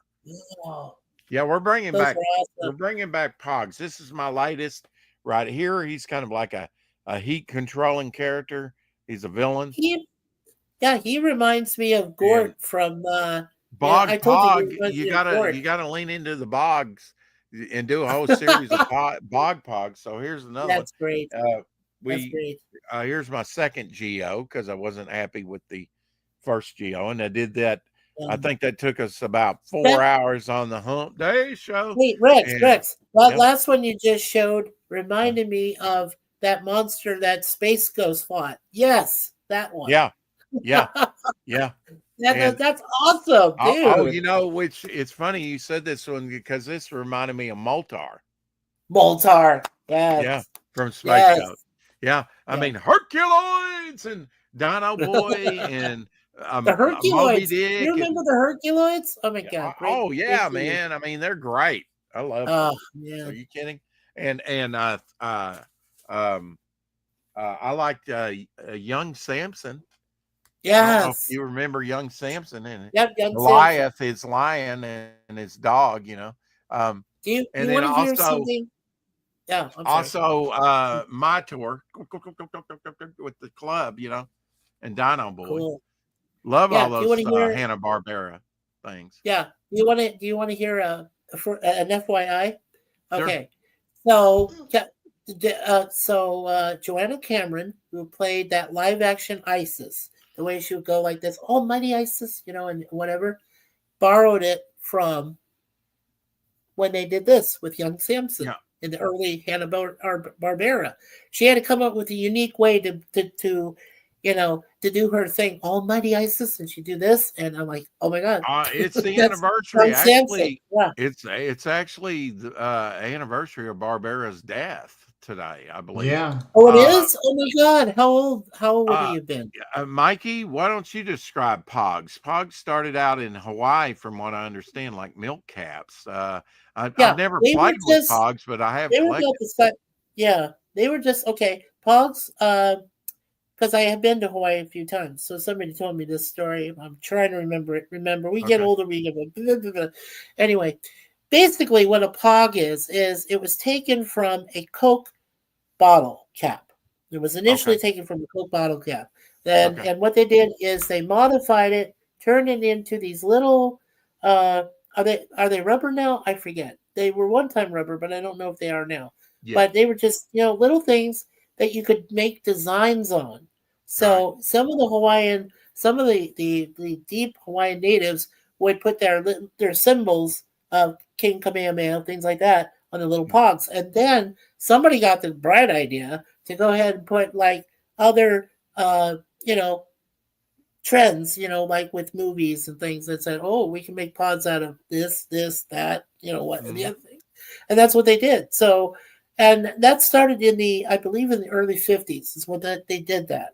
And that was just kind of an accident, really. And then they said, Yeah. oh, we can make this. And then that's how the pogs came But out. it was still a regional thing, and they didn't take off till really the 80s, early 90s. And I know Correct. Image, Malibu, You're right. Marvel, a bunch of them, probably DC made Pogs, and it used to be a thing. That used to be a Made out of thing. paper, and then the slammers are a little thicker. That's like your shooter marble. The shooter, like the thing that like you would go in like marble. battles. Yeah. Yeah. And you'd have a Yeah. battle mat or whatever. Yeah. And I'll Yeah. probably have to design out one of those and add it to the big bundle as I well. hope so. I hope you do, Rex. Yeah, Yeah. that's good stuff. Yeah. Yeah. Well, RT Bear had some of his black and white pogs that Yeah. he put up early on and sold out of on his just stuff that he had. He put his old black and white image books up on the campaign Right. very early on, and then he had pogs with that as well from the 90s. So Oh, he nice. sold those out early Yeah. on his campaign. So that got me Sure. thinking about pogs too. And Yeah. when I started doing these rounds, I thought, well, a bog pog, I've had that idea for a while. And then I thought with my second one that I'd do a slammer. You got to have a slammer. So I designed a For slammer. Sure. And those you can That's get great. up on the campaign. These others will be in a later set, probably. That'd be nice. Yeah. But that's been my latest artwork, and latest thing to add to the campaign. That's fantastic. Keeping I was up going to mention in plastic, the art of Pog bottle cap. Yeah, that Yeah. is such a great telling of the story. I had a wildly different idea of them. Thank you. Yeah. Adria says, so you can collect them like trading cards. Yes. And I've actually got, you can put in like binders, binder sheets. I've actually Yes. got a Pog binder sheets from back in the day where you can put your Pogs in. They got little round areas that you can slip them in. Tiny Put your spots. Yeah, Pogs. tiny spots. They that you might can not create. make those anymore, but I've got some of the old sheets. Well, and they're they have rare. I yellowed. mean, yeah, Yeah. the smaller versions are much rarer now, and they're Yeah. worth a lot of money. If you can find somebody that is a collector, a diehard collector of Pogs, they're worth tons of money. They really are. Right. So I've got some X-Men unopened. I've got some of the Marvel ones unopened and stuff. yes, In fact, the plastic casings, the clamshells have yellowed. They're that old, they're yeah, 30 years old at least. Let's see. Kyle says you can battle them just like trading trump card games. I'm not. Yeah, you have. I've seen the trump cards because Carrie's shown them to me. We don't yeah, have those over there, but that's something you have in the UK. Binder sheets for Pogs. Yeah, they're round. I'll yeah. have to get some and show them on tomorrow's show. And Kyle, I want to mention Kyle's name, Prometheus. There are a couple ties to Prometheus. As we all know, that was Alien. a prequel movie. Yeah, to Alien, right? Didn't do so well, but I like the concept. I went to see it. Yeah, it was good. It was decent. It had Magneto in there. Yeah, so that's one Prometheus. Also, a good friend of mine, he goes by the name of LDG. He's trying to create. He calls it LDG. He calls it the Prometheus. You do know him? Yeah. Yeah, he's trying to create the Prometheus project as we speak. He's trying to renovate and revitalize YouTube as we knew it before everybody took over and censored us and blocked us and did all sorts of things. So I trust me, Rex, I fear for LDG when he gets it online. When he finally does put it on, is anybody going to come after him? I don't know. I can't say. All I can say is that I want him to put that project into place, and he's got it ready. He says he's still got a few glitches, a few bugs he's got to fix. But once that's done, I want him to put it out there, and I will sign up right away with his Prometheus. Absolutely, because I like the concept. I like what he's got involved in it. Which, without it saying too much, I don't want to get into too much. But the thing is, it's going to really renovate. It's going to remake the YouTube landscape, and it's going to make it better for everybody. So, I hope so. That's what we need. We need a healthy community here. we need 'cause that. it could get a lot We worse. we need to have communities that have no barriers, no restrictions, no blockages, nothing to worry about. They just can be their own free-flowing communities, have some fun, do things they want to do, show it off to others, get them interested. That's what we want. That's all we want. I mean, that's all we're asking of the overlords, is, give us some space, let us do stuff, Who knows? Like I said, we were talking about fan films. You got people that can make better films than what you put out right now. Well, So I would let those guys absolutely have some plot freedom. my money down for Herculoids or a space ghost story that was done very nice. I think that's Yes. untapped potential there. Did Tank you? Barrett, are you there? Yeah, you there, No, Tank? he's dead. I ate him. I'll be right back, guys. Conversate between yourselves. I'll be right back. Okay, sir. So, what do you do? What did I do? What do you do? What do I Do do? something, don't you? Do things, I your do. channel. Talk about stuff. Nerd Talk about stuff. Yeah. Uncool stuff. We've got a lot. We have got a lot of stuff ahead of us, Tank. We're going to be doing mystery shows. We're going to be talking about In Search Of with the great Leonard Nimoy as narrator for 6 seasons. We're going to talk about, Above and Beyond, fiction, that series that Jonathan Frakes did. We'll talk about Unsolved Mysteries with the great, late Robert Stack. We'll talk about the Ancient Aliens with that guy from Russia, or no, not Russia. I'm sorry, from Greece. That talks about all the mysteries and how ancient aliens came to be here before us, and so on. So we're going to get into that this summer. It's going to be a lot of fun. Going to probably start it in June, 1st of June afterwards. So we got a lot coming up there, my friend. A lot of stuff. Oh. You remember the end of Star Trek 2? Spock dies? Yeah. Great movie. Yeah, fantastic. Yeah, but then they redid it in Jar Jar Abrams' alternate Kelvin world. Into darkness. It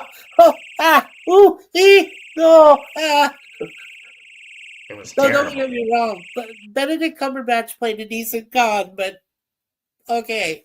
That's the only saving grace for me. And people argue but it was a terrible movie. No, it wasn't. Benedict Cumberbatch saves the movie. What are you talking about? The man saved it. Okay? He did a great con. I think he was fine with that. But the rest of it is just, And then some people say that the Star Trek Beyond, which came after that, is actually a better one. It's all right. Yeah, I mean it's okay. Yeah, I mean you've got the beam, Chris Pine's Kirk and the woman that was the alien woman that's there with him with a motorcycle in the middle, and then take them off the motorcycle and they land on the transporter pad. And he says, "Don't do that again."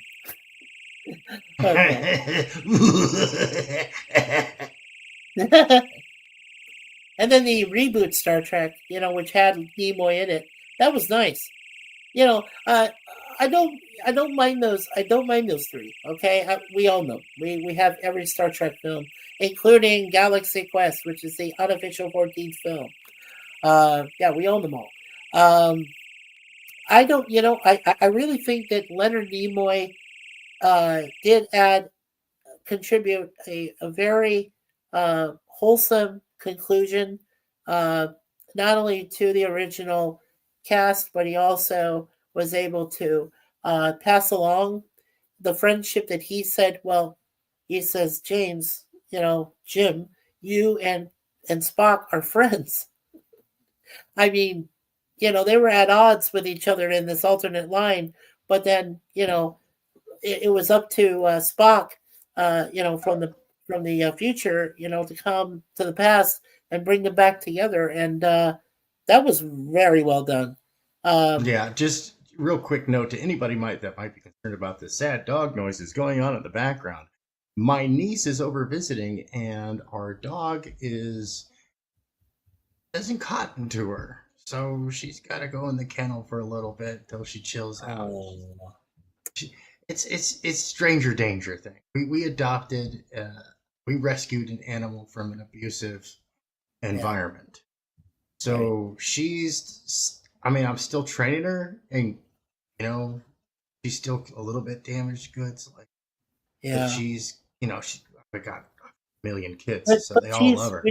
What's ultimate, Tank, is she's your baby, and you love her, and oh, absolutely.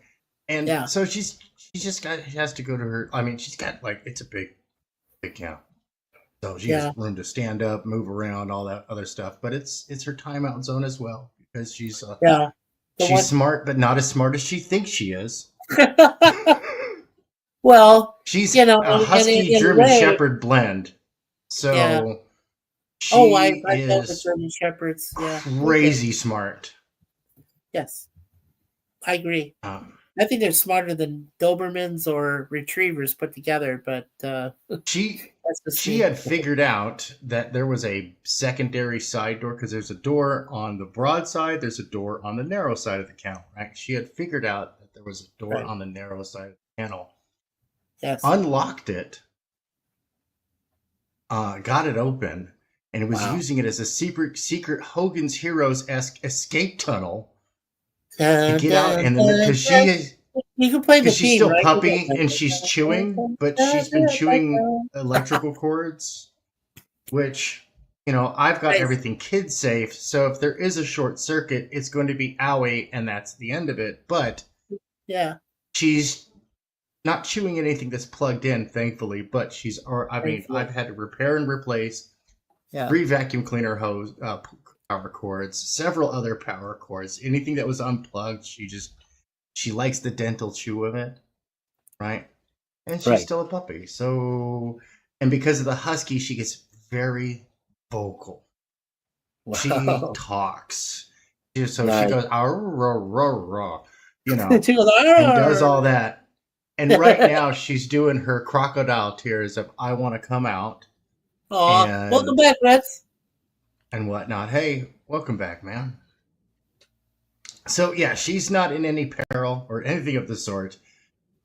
She just got to get used to my niece, who's just now moving into the area this last week. Yeah. So stranger danger. Yeah.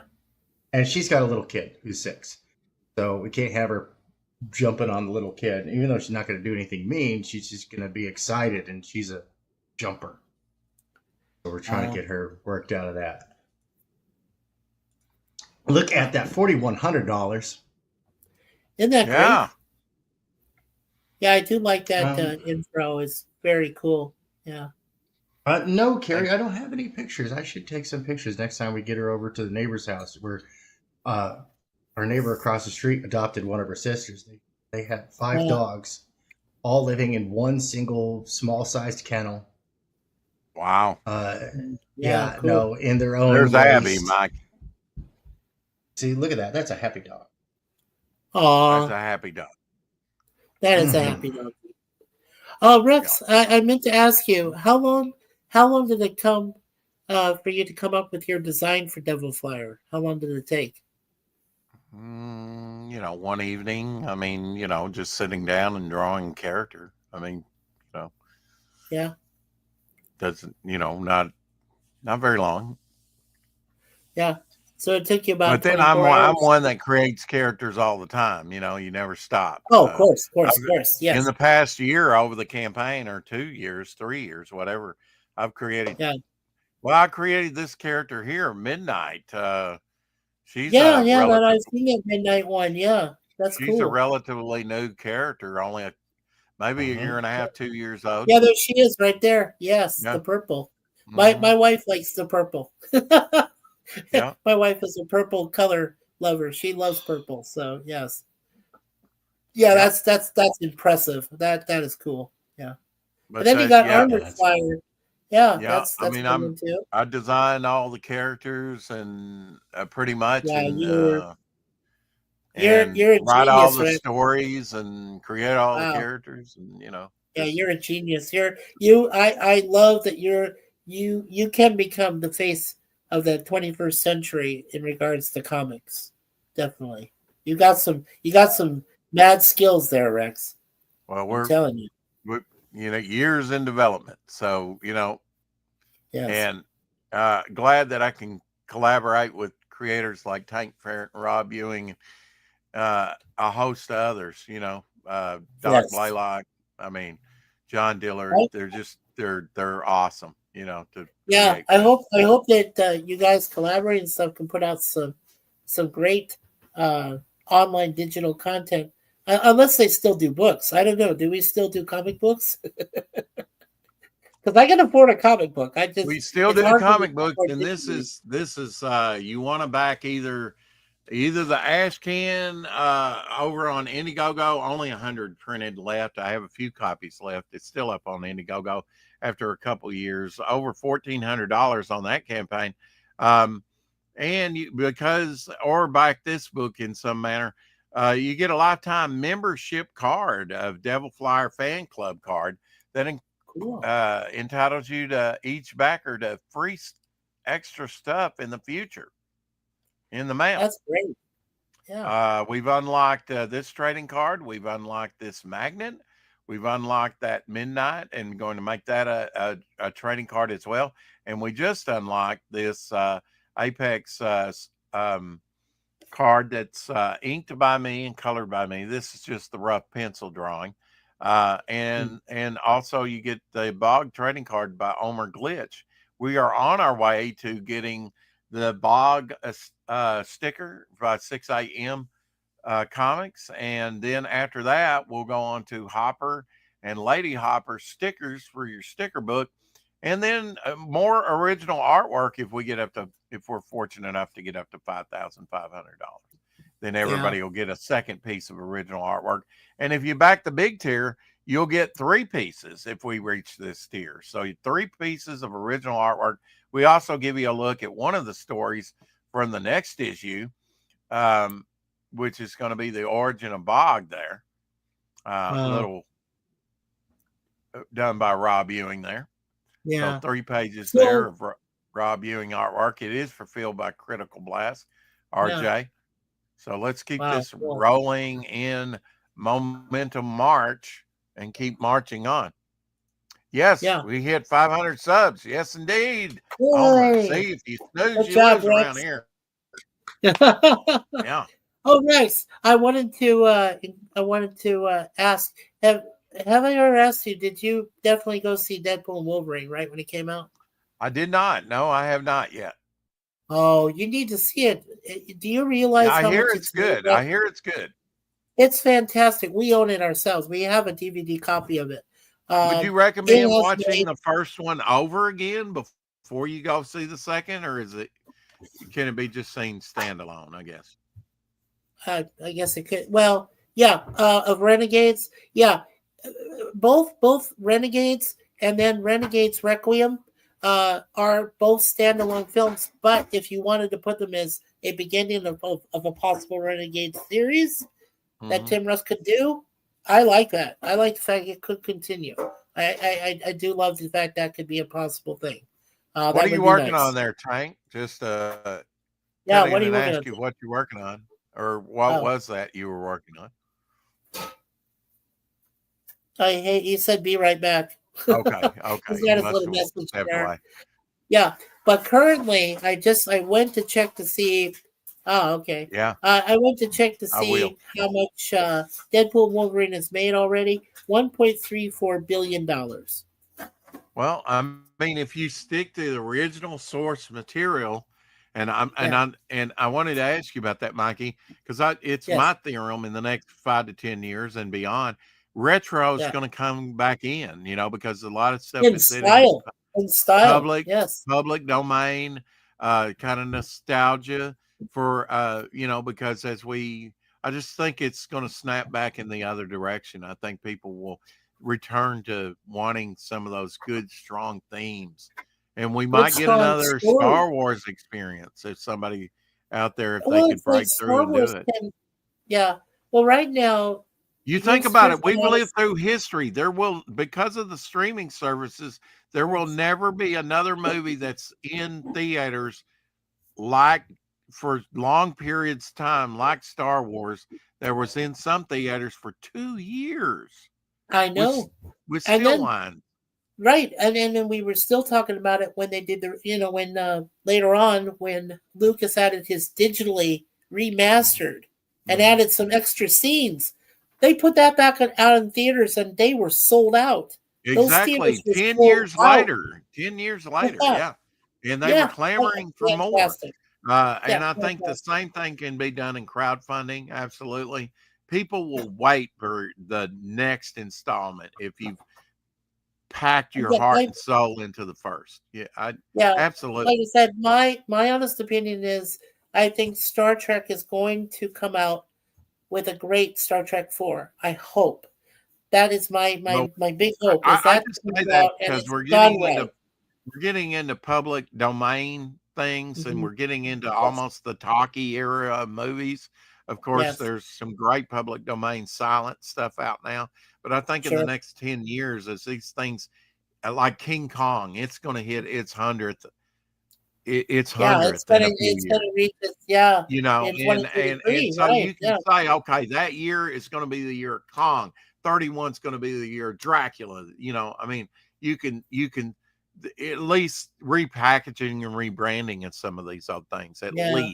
at very least. And we might get some new projects, kind of like the Nosferatu. Did you watch that recently? I did. I saw the Nosferatu movie. Very Yeah, well done. Bill yeah. Skarsgård scared the crap out of me. I'm Hmm. sorry. That's really hard. Yeah. If And it is a hard thing to you ask my horror queen over here who loves horror to the nth degree, my Suzanne here. He even scared her. Okay, so if that Not yet. He's trying. Yeah. he's trying. Yeah. I'm trying. But Nosferatu came pretty close. It did scare me. It gave me a nightmare for a couple days, like after I Well, saw it. I know horror movies changed my life for good. After Texas Mhm. Chainsaw Massacre, I mean, I was born a poor black child, and I and, saw and that. it just turned my hair white and turned me white after that. I What was about The scared to Hills death. Have Eyes? Dude, did you think The Hills Have Eyes would scare the death out of you, That man? one I missed, but yeah, I do No, know no, that no. You movie. got to see it. If you're really a Yeah. horror fan, you really got to see Well, Hills so Have my Eyes. That brother is. kind of reviewed some of those, like Mhm. Motel Hell. I was like, "Well, what's it about?" And well, they bury people up to their necks and blah blah blah. It's like, yeah. He if I Hold on. didn't see it, my brother saw Sorry. it. Oops, I cut him off. I'm sorry. Kinda. But yeah, when Sorry, I my say, vocabulary is just and gone. I was going to go to a Disney movie with and I can't even remember what the Disney movie was, and if I've seen it Oh, since. But now when he said, let's sneak into Texas Chainsaw Massacre, and I was 13 years old. I was like, oh my God, scariest, just amazingly, your imagination fills in the blanks. That's what makes it such a powerful experience. okay. When it came to the 80s slasher movies where they actually Hold on, I'll showed be there in a minute. No, just finish it. and nailed it down and tacked it and pinned it, and this is the way it is. Because they actually showed it. I don't think it was as effective, storytelling. I hope you're feeling good. Anyway, Rex, I hate to stop you, but I gotta go because Larry's got something coming up for me, and I need to go and join him to co-host something. Not a But problem. again, Glad we finally got you on here. Wonder Twin thank Powers you. activate. Wonder Twin Powers activate. There we go. But anyway, like I said, just to promote myself real quick, Mikey Suits 4, we do 4 days a week, Monday through Thursday, 1 p.m. Eastern. We talk about 4 different great shows: Red Dwarf, TOS, Get Smart, and the A-Team. And then on Saturdays, every other Saturday, we do a Star Trek fan film and a Star Wars fan film at 1 p.m. Eastern. I have a great eclectic panel that helps me out with that. And we just did a last one yesterday on Saturday. So everything, look forward to Mikey Sue's 4. Always expect the unexpected. Everybody and everyone at once. That is our motto. So thank you, everyone. Thank you so much, Rex. Missed it by that much. Missed it by that much. Yeah. Sorry about that, Chief. Yeah. Take care, everyone. Yeah. I love you guys. Thank you so much. Thank you for having me on, Rex. Have a good one. My pleasure, Mike. Glad you could do it. Omer Glitz says, recently watched Nosferatu, and I thought it was a beautiful film. Carrie says, I love horror movies. How much would your wife recommend Nosferatu, Mikey? Sorry, can't spell it. I think highly recommend. Can't speak for her, and she's gone now with Mikey, but yeah, it looked great. It looked great from what I could see. It's I believe it's almost time for a commercial in the show. Shall we do this? Absolutely. Bringing back some nostalgia, folks.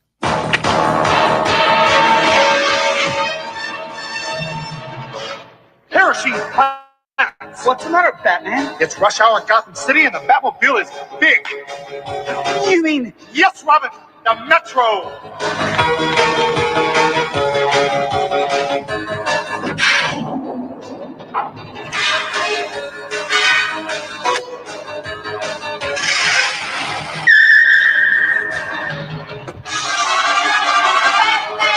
Jehoshaphat, you weren't kidding about the traffic, Batman. Yep, like we've got the Metro.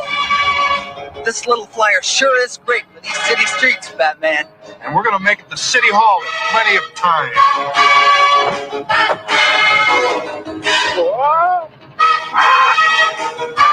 Curses, Batman! Gotcha, Penguin. When you've got to pick up a penguin, Metro gets you going. I never saw that one personally, but that's a cool one. Watch the Herzog Nosferatu. Okay.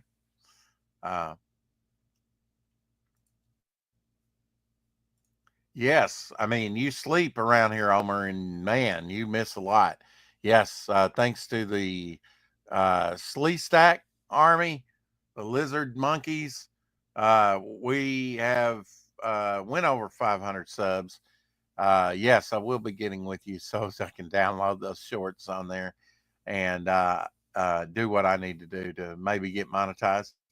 That'll be welcome news to my mother for sure. Mike Barron says hand-drawn scripts from the 80s, 90s are for sale. Spike, Mr. T, Dark Force, Rising #1, Sonic Disruptors #11, which was a DC comic. Contact me for details. So he's got some scripts with notes and some hand-drawn artwork done by him, some thumbnailing. So check that out. Tonight at 7 p.m., Sheth and Jetty launches his new and exciting superhero comic called Spring Ball.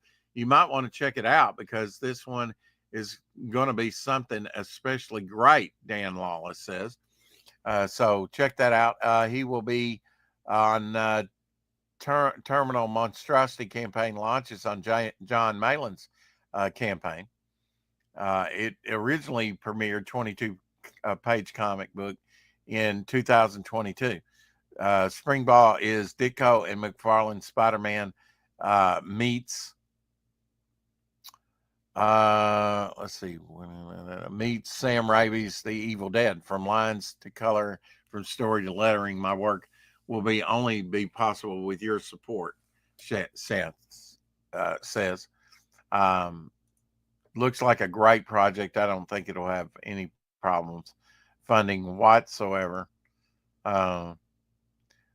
Speaking of the Batmobile was that never was a 1967 Chevy Corvette that was customed for use on the Batman 66 TV show.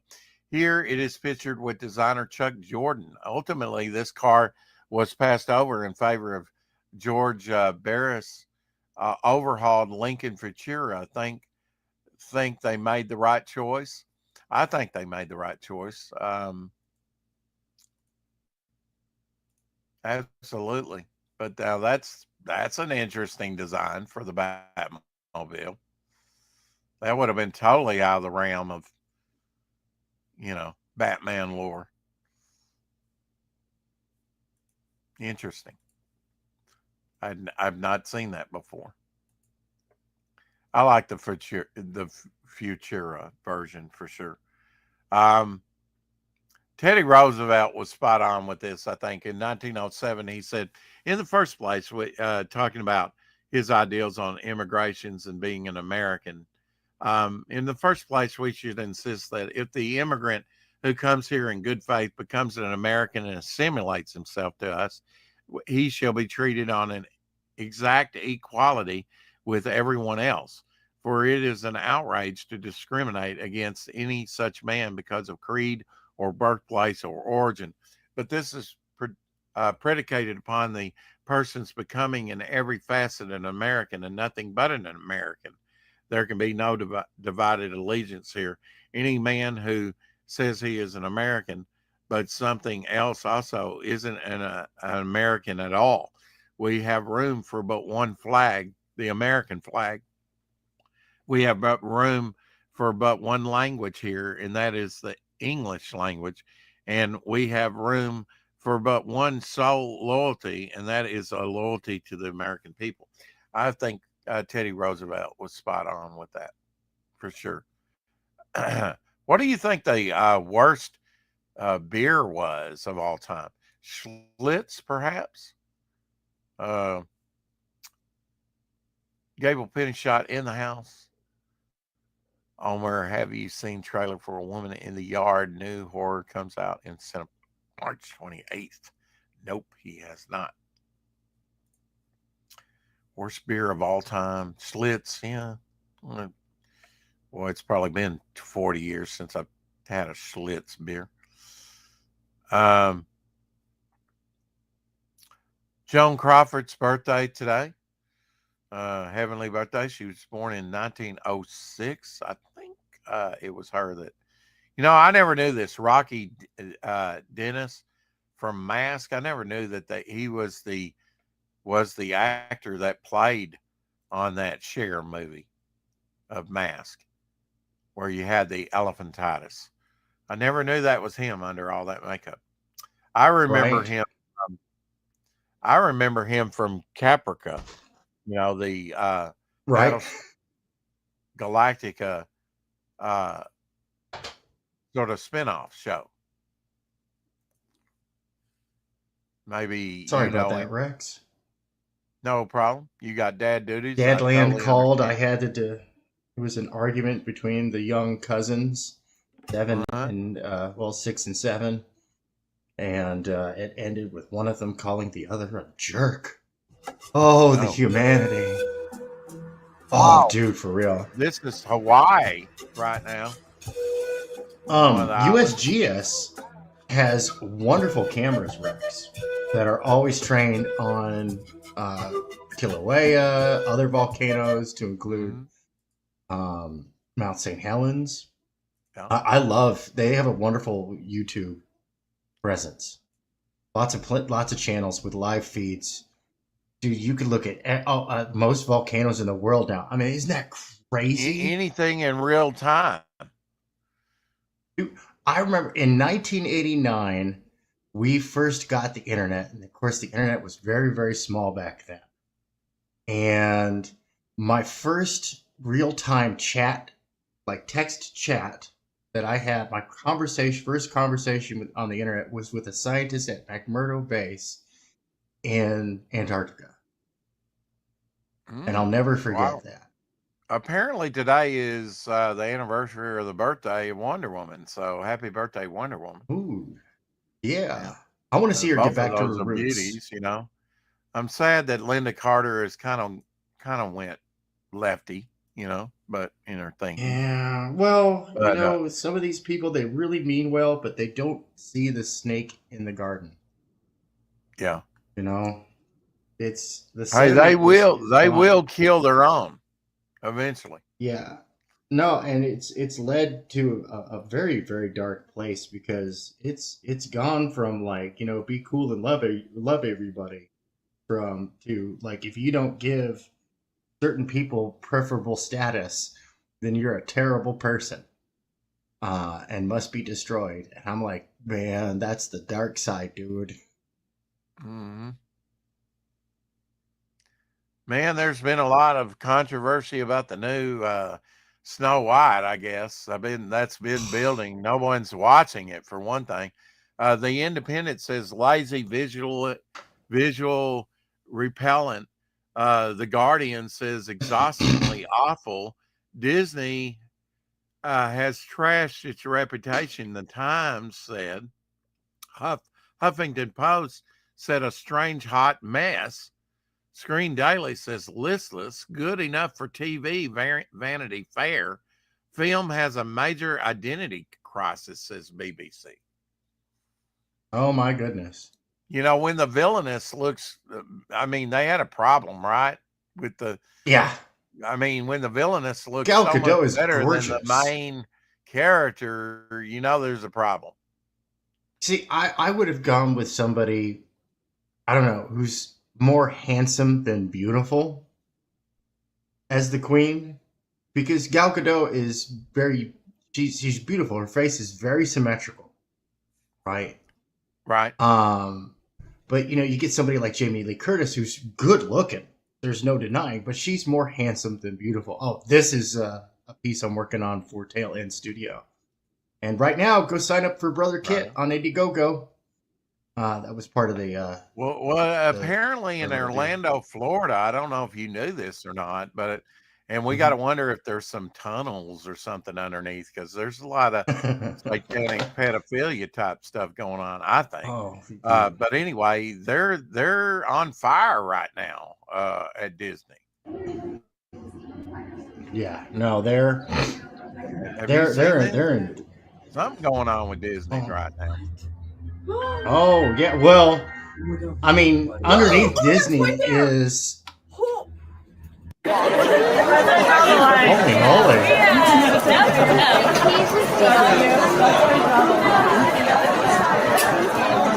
You know Welcome what's to wild Rex's is animatic theater. You know what's wild is that people just laughing and joking and talking and going on like there's nothing going on. You know. Well, Rex, I just thought of a way to rebrand the Choppy Video. It's Rex's animatic theater. See, now it's not a glitch; it's a feature. I'm dead serious, though. It's Rex's animatic theater. Holy, I don't understand why we didn't think of this before. Anyway, sorry, man. I've been in business mode this whole weekend. Dude, I had a long, beautiful talk with Takomi over at Edge Punk Magazine. We are wheeling and dealing. Like, dude, we're bringing it. We're bringing it over there. Oh my gosh, there's going to be a full page ad in Devil Flyer for Edge Punk. Originally it was only going to be, but we've expanded that with the big tier, and we give you a full page ad. And Tokamai signed up for that. So, did you get a reciprocation on that? Because if not, I got that. I can get that covered for you real quick. Do you have an ad to put inside? Well, I have mentioned that to him. Yeah, when I was on his show the other day, and he was all down for it. So yeah. So let's get you squared away, man. Well, Red Valkyrie's already got their ad to me. So he needs to get me some type of ad. Tomorrow we will have on John Eaple with us. Oh, dude. Talking. Do you know John? Yeah, I do. I have messed gotten up, the man. pleasure of getting to know him. Since I've been working with Omer Glitch and the Dawn, going on their shows too. Wonderful crew, wonderful crew. It is not for the faint of heart, but it is the fastest growing channel on YouTube right now. That's our Now, technique. maybe you can explain this next bit to me. Hold on, let me see. Tank. Got going on. This is bread, and I guess they're putting beef bits or bacon in the bread. But they make the bread with charcoal in it. Why would they put this gray charcoal in there? That's instead of using preservatives, that is going to help. Well, one, you can make the black bread that way, but it's dietetic charcoal, which every once in a while, not as a regular food item, that's actually really good for your guts. Like your guts love it. Because it picks up look, when you're drinking out of an aluminum can, atomic aluminum is deposited. It's kind of a neutralizer for your system, isn't it? It is. It grabs a whole bunch of nasty stuff. Your good gut bacteria, which are used to dealing with carbon, are relatively unaffected and boosts. And because there's less competition for nutrients, it gets those good gut things going. So yeah, after you have say a black burger, so to speak, or something like this crazy awesome, crazy looking bread, dude. Yeah.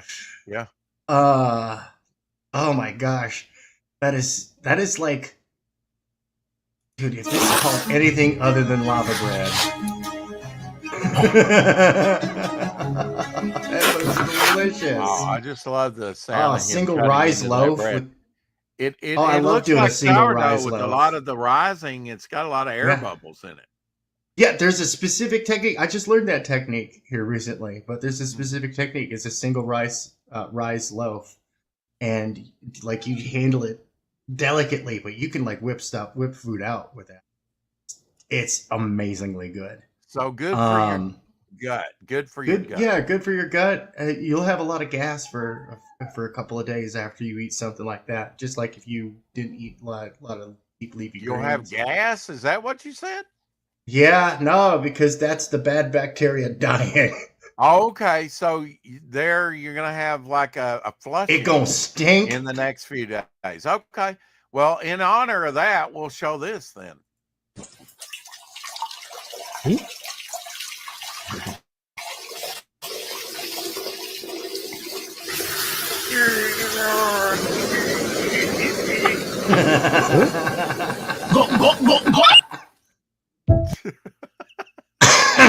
Yep.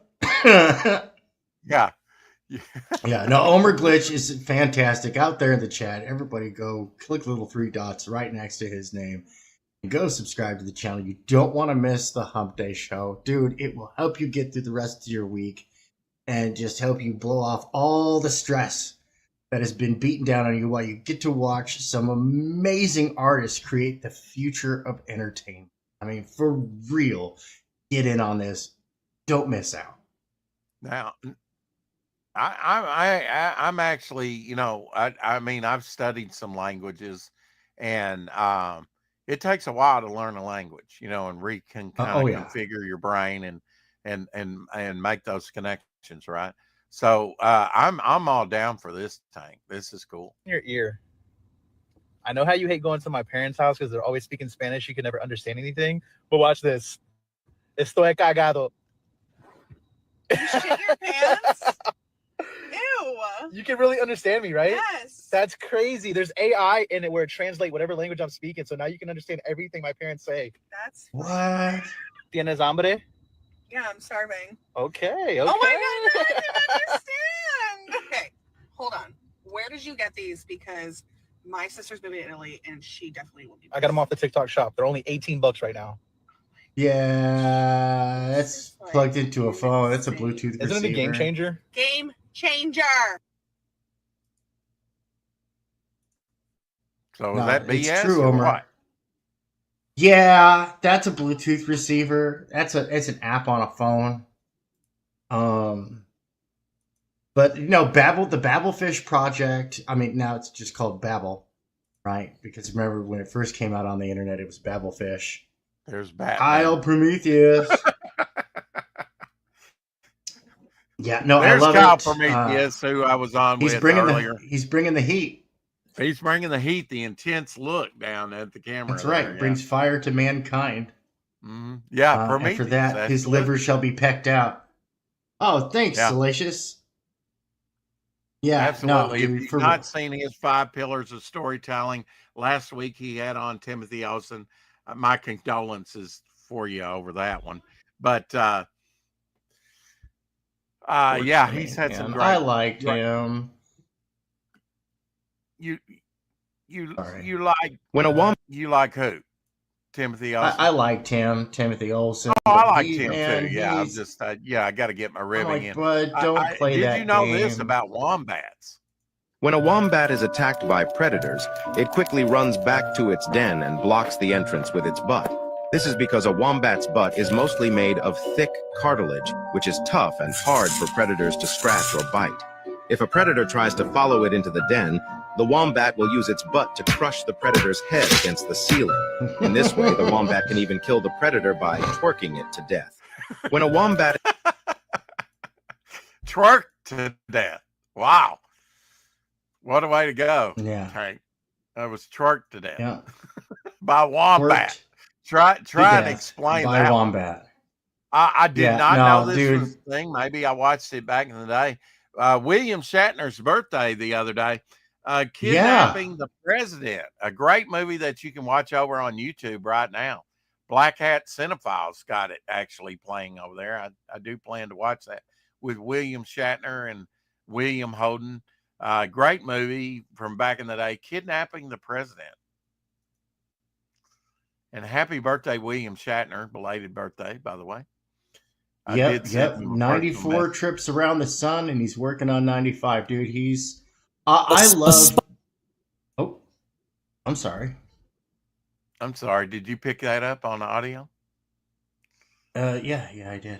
Okay, I was just keying up the next next thing. Go ahead. I was gonna say, like, dude, this is a guy who's played just about every role, right? Every type of characters. He even got to play a satirical version of himself in the animated movie Over the Hedge. And Avril Lavigne was his daughter, and it was beautifully overacted, just enough. Like Calculon could not have done a better performance. I forgot he was in that. Yeah. Over the Hedge is and awesome. Now he spends his days in semi-retirement still entertaining the masses by trolling the internet. And going to conventions. He still goes to conventions. Yeah. Amazing. At 94. Is he 94? I forget. Yeah. And I love his rivalry with Mark Hamill. That one cracks me up. I apologize, Tank, for this in advance. Uh-oh. A sponge on a stick was used as toilet paper in ancient Rome. Now, this thing was communal and stored in public restrooms where many people would share it. After use, the sponge was supposed to be dipped in a bucket filled with salt water or vinegar to clean it. This helped disinfect it and prepare it for the next person. Once cleaned, the sponge was left in the bucket or hung to dry until needed again. Thank God for toilet paper. No, for real. Don't have to share a sponge. At the same time, it goes to show that distilled white vinegar has been used as it's like Clorox effective at eliminating bacteria. So you can consider that to be the OG antibacterial soap, or I would say detergent. Absolutely. Technically correct is the best kind of for toilet paper. That we no longer have to do that. What do you think about these JFK files coming out? Whatever. Yeah, I mean, dude, anybody culpable has long since passed away or is beyond punitive measures. Yeah. So Honestly, I don't care. But just like with the reveal of MK Ultra and all this other stuff that the CIA claimed it never did, but in actuality it totally did. You know, what do you call it? Eh, eh. It's one of those too little, too late type of deals, and really it just kind of distracts from the stuff that's going on Yeah. right Well, now. I kind of like that we're getting. But it's about time, yeah.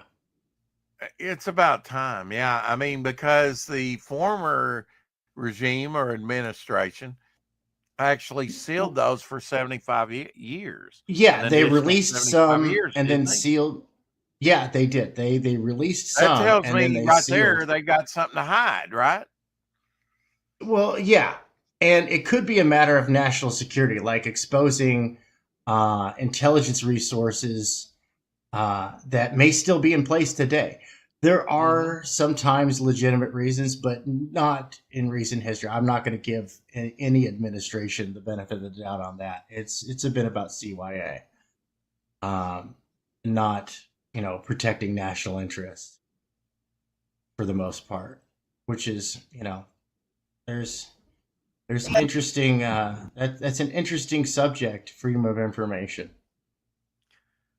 Dumping a whole bag of sour warheads in this guy's lemonade and pretending like it's just lemonade. I love it. You know they stopped making the Evo. What is it called? Is it Evo? The little Range Rover, the mini Range Rover.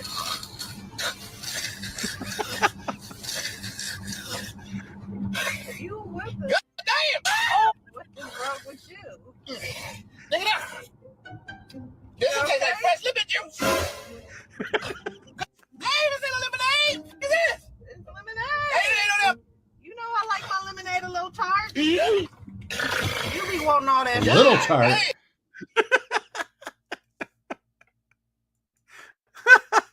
She said a little tart.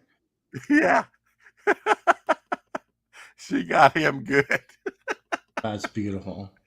Oh my gosh. Yeah. Love that. And, oh, that was kind of like something we watched yesterday. That was just like the guy ate a hot pepper, one of the hot habanero peppers or something. And he's like, oh God. If he could have squeezed his own head off yesterday, he would have, Right. That video. It's really wild, man. What some people will do. It always cracks me up. March 22nd, 1985, 40 years ago, The Last Dragon was released in theaters. I did not watch The Last Dragon. Did you? Which one's that? I do remember it.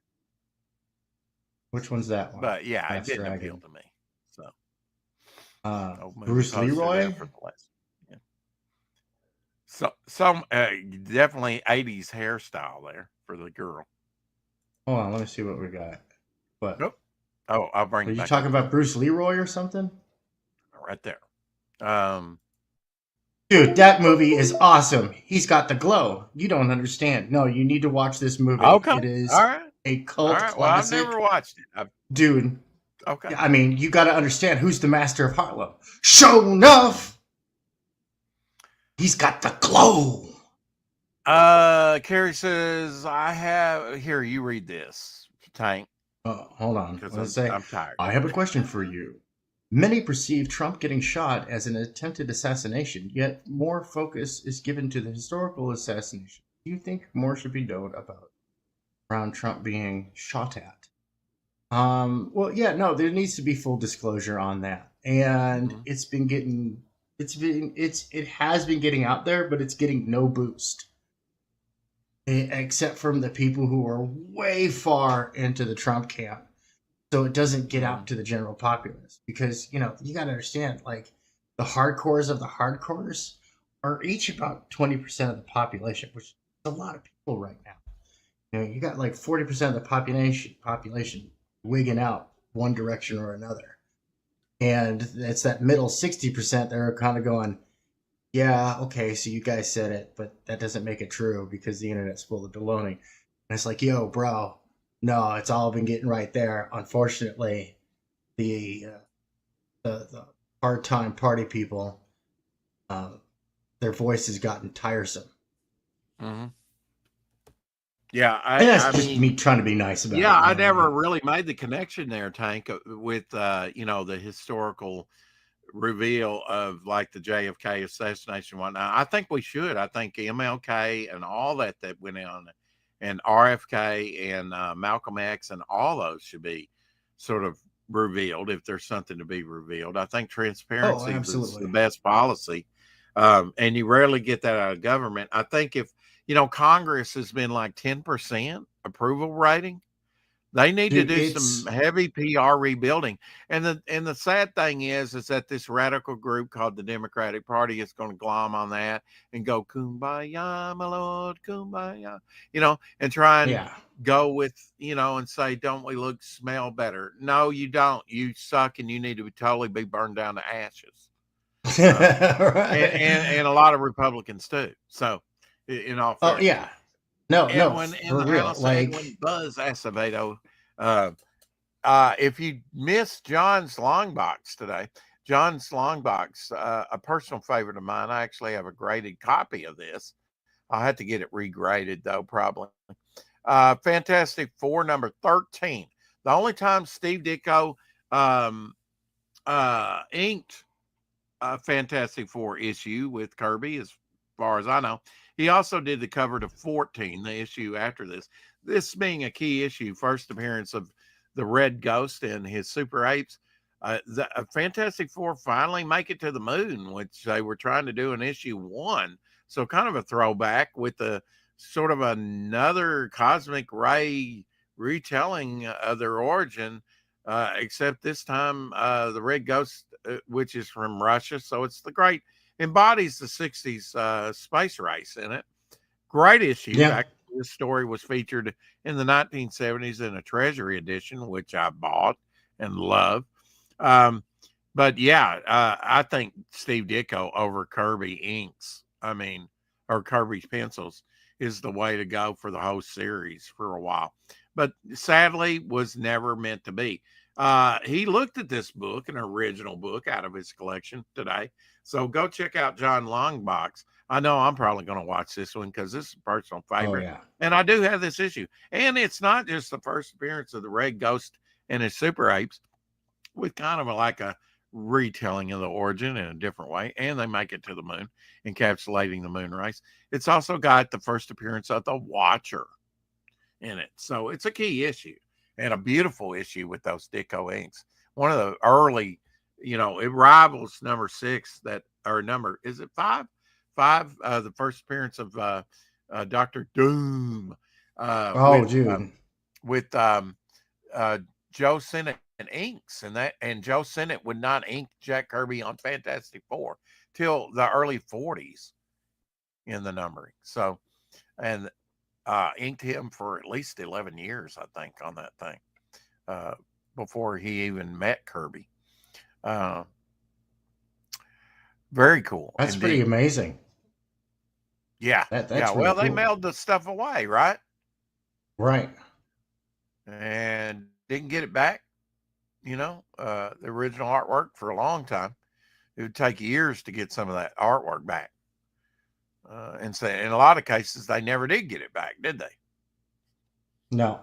Often they didn't. They never did. I met the King once. See, that's just awesome to me that you got a chance to meet him. And he was like, "Don't get into comics, kid." It was his it was a tagline for him at this point. The whole "Don't get into comics, kid. It'll only break your heart."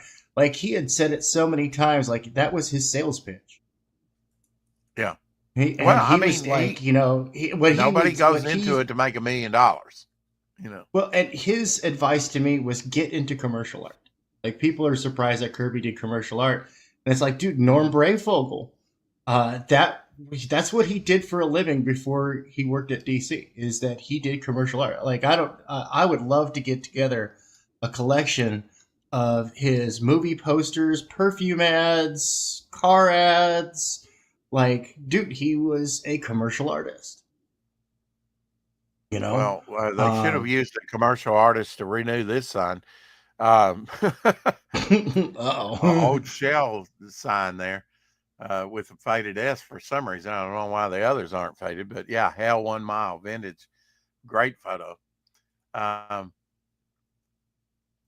Yeah, I mean, you think about all the times that Stan Lee stumped for comics, right? To try and get it into other media, like first with the 66 cartoons, 67 Spider-Man, the Fantastic Four, and then, you know, the 70s live action and animated stuff. And then in the 80s, you know, continuing on with the TV movies and eventually breaking into, you know, the big time into the movies, you know, about what, 15, 20 years ago now.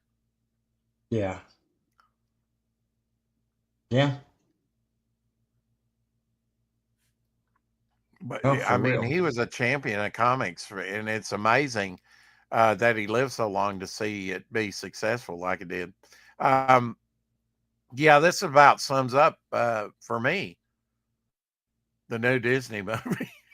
Just no, dude.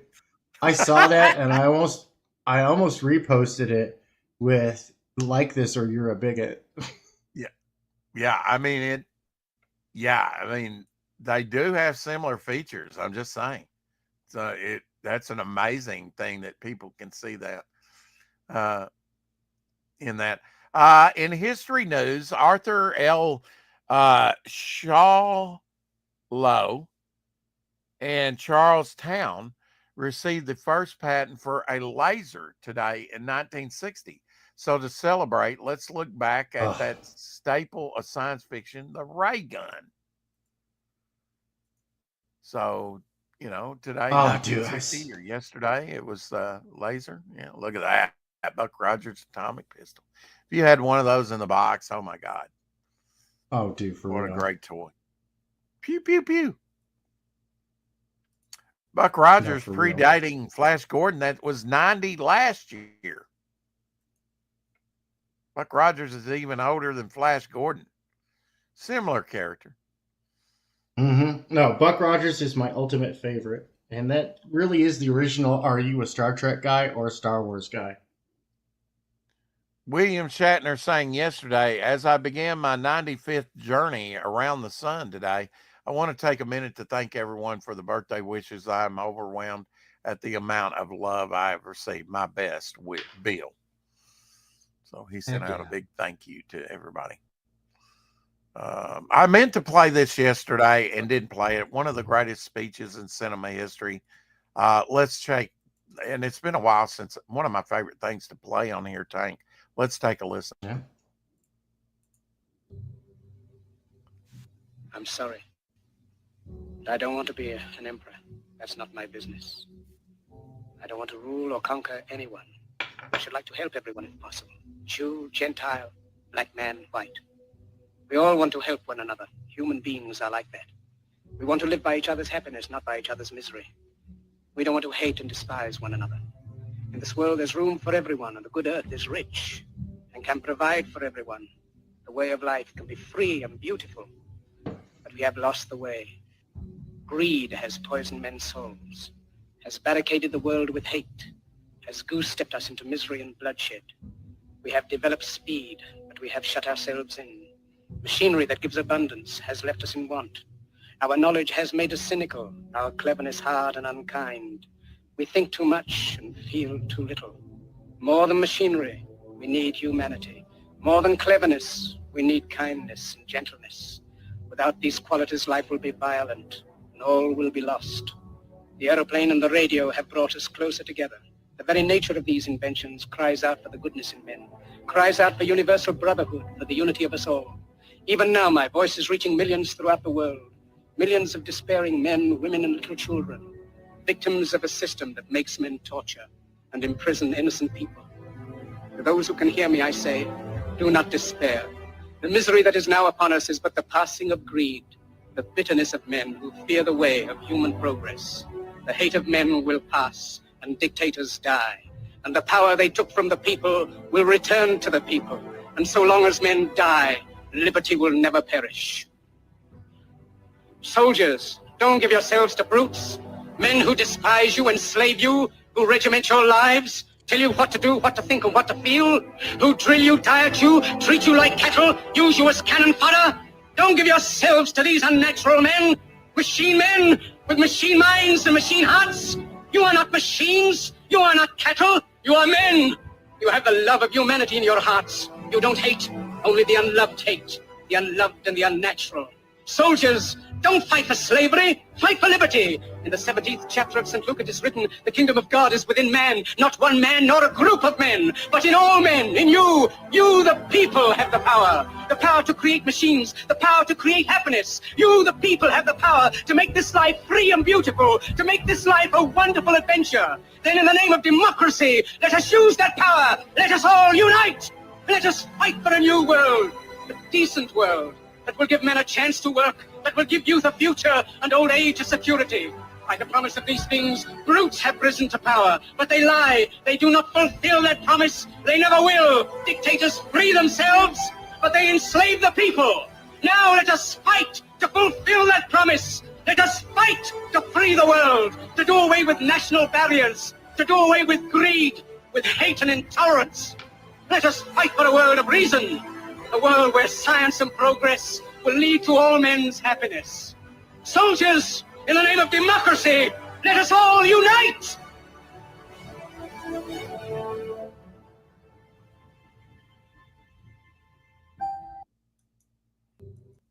Wow. Dude, yeah. Dude, that speech still punches me in the gut to this day. I'm telling you, man, it takes your breath away, you know? It's the genius of 100% Charlie right. Chaplin. Thank you, UK, for giving the world such a great gift. The best known man in the world at one time, even more than the president. He was known all over the world for his films with his little tramp. And that was really the death of the tramp in that film.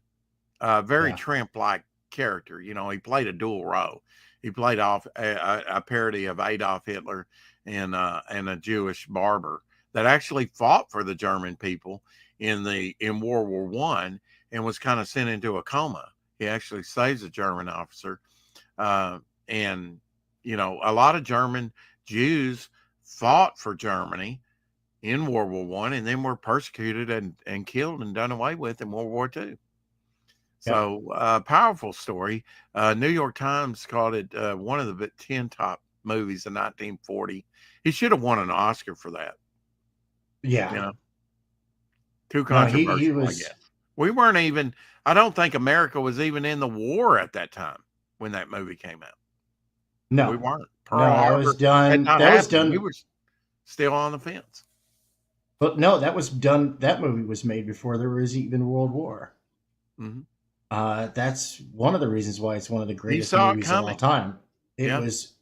It was the warning right before. It's like when your cat freaks out right before the earthquake. Mm-hmm. Everybody in California knows exactly what I'm talking about. It was that warning, and it was largely slept on. And the apologetic, appeasing behavior of Neville Chamberlain and the French Parliament really just gave rise to this monster. And yeah, they did. They fed the beast a little bit too much and capitulated. They paid the price too. Yeah, heavy price for it. It's amazing England wasn't taken over. It really was. Miracle of God.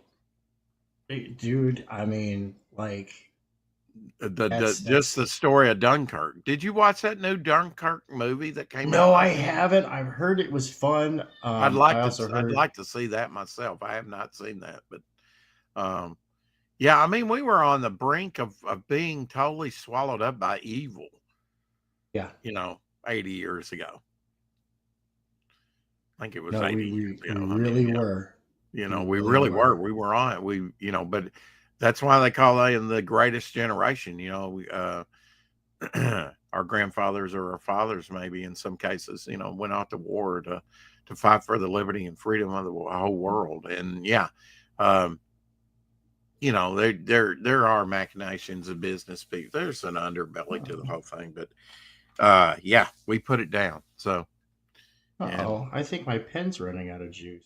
we weren't the greatest nation before World War II in the world. No, we were not. We Our were army was not even was substandard to a lot of nations. well, I mean, it was very poorly maintained is the reason why.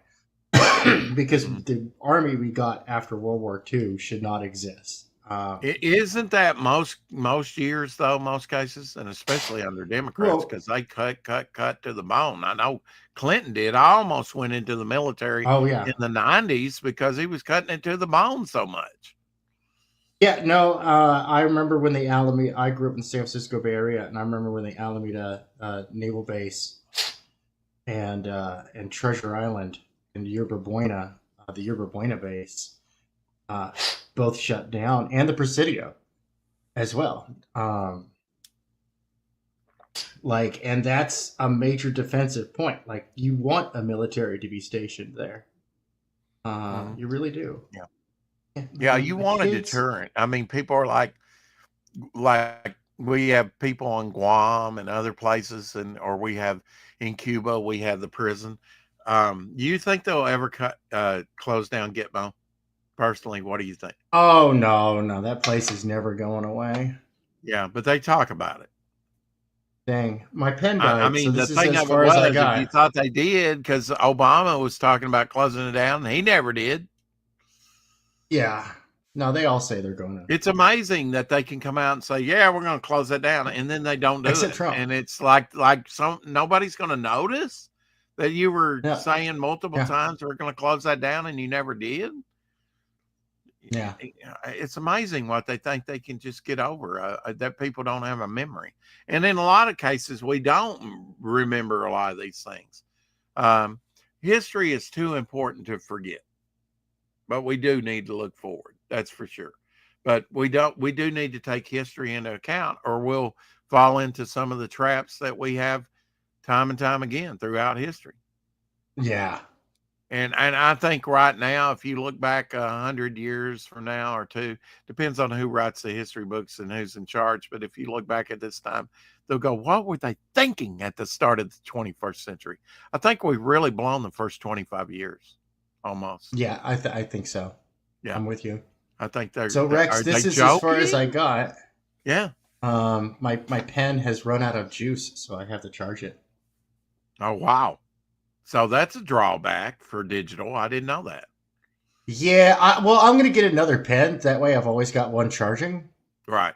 Do you have a charger that you just kind of set it up in? Yeah, it's a USB charging port that I have plugged into. Okay. Yeah, I have it plugged into some USB ports that are plugged directly into the they do run through part of the circuit board, but it's basically it runs through the power where only power is prioritized, so that way it charges quickly. Right, so if so it's only takes I could plug it in for a little bit and get a few more minutes out of it. You know what I mean?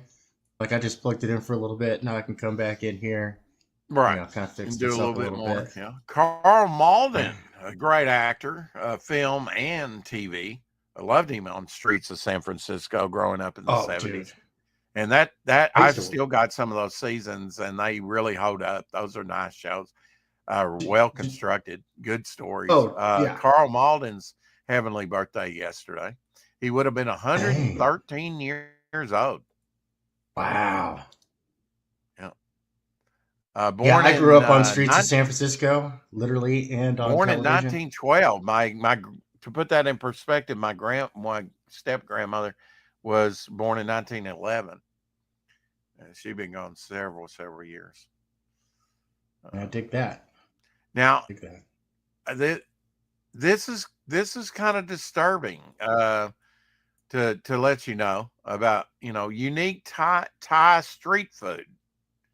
Unique Thai street food. Okay, so let's take a look at this.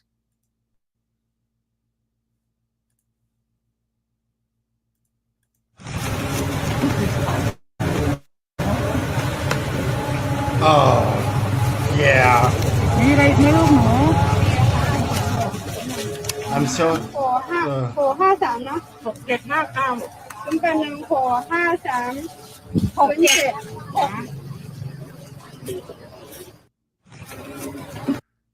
What the hell? Yeah. Are those bees? What is that? Those are bees. Wow. Well, they don't charge you extra for them anyway, but at least they weren't flies. Yeah. That's wild. They must be pretty sweet food, huh? It's got to be pretty darn tasty. Alfred Hitchcock's Rebecca, 1940, premiered in Miami, Florida, 85 years ago on March 21st. Wow. I have not seen that movie. And Chico Marx from, the Marx Brothers, born 138 years ago on March 22nd. He was born in 1887. Wow. Love the Marx Brothers.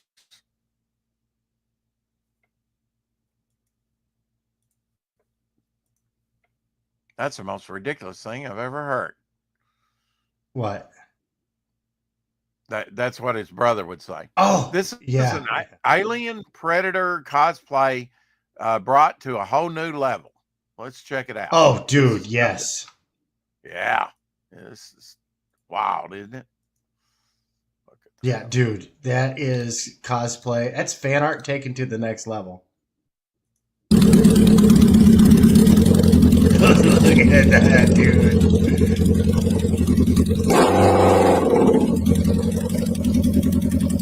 If you Tank, if you saw that on the streets, you might want to give it a little space, huh? Oh, dude, yeah, no, I'm gonna keep a respectful distance. Aliens are right real up there because that is just gorgeous. Look at that. That is art in motion. This guy looks like he could pull your spine out your butthole. Right. Wow, did you see that stinger tail on the back? Wow. Yeah, dude, it's so cool. He put some money into that. Or at least some time, right? Right? No, for real. All right, let's see how. I think I can turn the camera just a little bit further. Trying to get Here's a good your vintage wide toy view of the shot. day. Batman Puppet Theater. Wow, hell yeah. Can you imagine if you still had one of those boxed up? Oh, dude, for real. I think I had a Batman puppet back in the 60s, to tell you the truth, that I eventually tore up, But the puppets were big like that with the head on them. Oh yeah. I definitely had some puppets growing up, Puppets are creepy, kind of like clowns. But definitely. Here's some stop Godzilla. We haven't had our list of representation. So here's some stop motion of Godzilla. Let's check that out.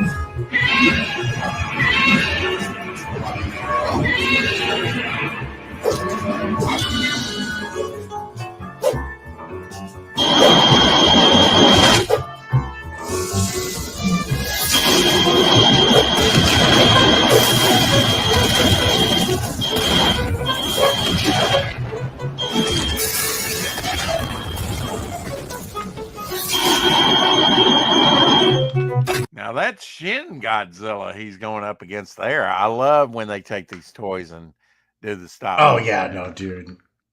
There's a great Facebook group. Crap, his tail's even got a blaster.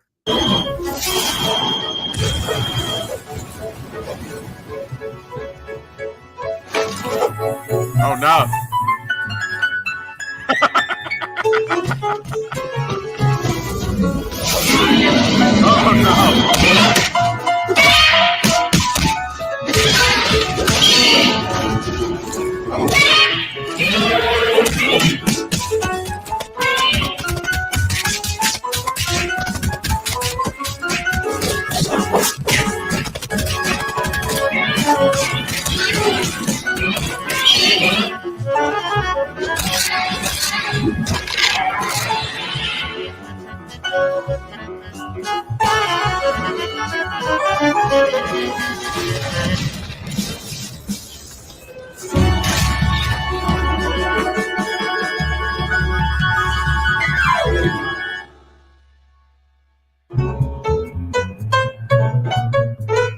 How about that? Isn't that cool? That was a beatdown. Amanda B says the Buckler Canadian tussle. Way back when I backed the Buckler based on the art, the coloring style was gorgeous and I enjoyed the story. A bit gritty though. So when Canadian Tussle was available back on Fund My Comic, I grabbed the digital version. I knew it would be a she says a bit, but I think she meant hit. Yeah, no, it's definitely that's one you don't want to sleep on. Yeah, I mean, really, John Dillard kicked off the big crowdfunding thing over there with this campaign doing 6,000 something. Now we've got one over there doing like 73,000. So, but he was the largest at one time campaign with Canadian Tussle, and it was a modest campaign that he put together in like 2 weeks, and did the artwork for it. So amazing, amazing talent of John Dillard. If you like his stuff, check out Devil Flyer. Of course, he's the mainstay artist doing the A cover for me, and some interior work as well. It's hard to beat some John Dillard artwork. He's such a talent and quick too. Bela Lugosi and his son behind the scenes in 1941. Bela Lugosi originally, turned down the Frankenstein role, but later took it on. He was an ugly looking monster, to tell you the truth. He just didn't quite do the makeup justice, I don't think. But I think his career would have taken a better turn had he not turned down Frankenstein. Yeah. Originally, I think it would have changed his career as much as Dracula, but he didn't want to cover his face up. I think he took a back seat to Boris Karloff after not taking that role and giving Boris an option to do it. I agree with you wholeheartedly. Speaking of Frankenstein, early 60s, they came out with a walking toy, a big, gigantic Frankenstein stands alone, 2 feet high. If you've got one of these things here, it may cost you about a couple of grand. Kind of a wonky toy, but Frankenstein was all the rage in the early 60s with the Glenn Strange Aurora and this toy coming out. That's what kind of got me into comics was the monsters. Boris Karloff in his iconic role, of course, in 1931. Wonderful movie. Classic pre-code. Gotta love those pre-code monster movies. They revealed a little bit more of, than what some of the movies would come after. A couple fun ones. Flying Feline says the one on the right is topped with Mother of Pearl, and the left one by Hemonite. Reminds me of Little Honeybees, she says. These are some custom-made earrings that Flying Feline made. You can buy her merch or wood burning stuff. She's got stuff to sell. Does beautiful work. Got a lot of skills. Dude, get it for your next campaign. Like a couple No of doubt. like cool things. Like get maybe your comic title or an iconography or a logo or something like that. Like transfer it over onto a really nice cutting board, and dude, for real, get your brand on stuff people are going to use every day. This is fantastic. Go hit him up for real. Go hit Shadowhawk them did up. that. He actually had his logo that is on our T-shirt burned into one of those wood blocks, and had Feline do it from the Good Stuff campaign. Here's Yeah. here's Charlie Chaplin with one of the little tin toys or dolls that came out at the time. Really, Charlie Chaplin started a lot of the early merch.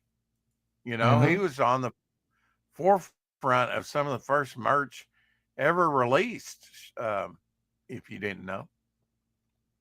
March 21st was Eddie Money, a great singer. Was his birthday. He died in 2019 at age 70. I still remember his passing. Swedish actress Mary Britt was born March 22nd, 1934. She's still alive, 91 years young. She was in The Young Lions in 1958, The Hunters 1958, The Blue Angel 1959, and Murder Incorporated 1960.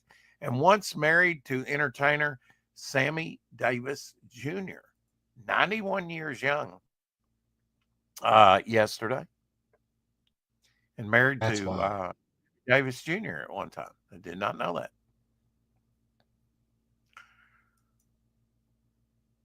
There we go. There they are together.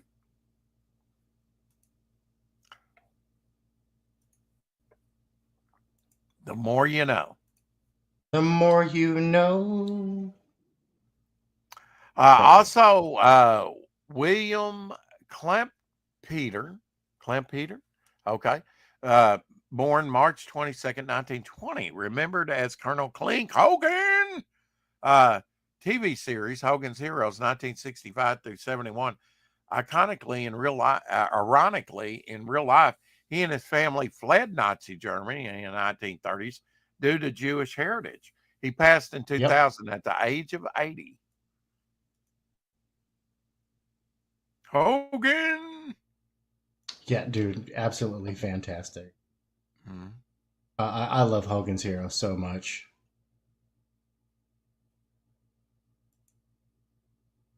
It is so good. It is so good. It's so good. It's so good.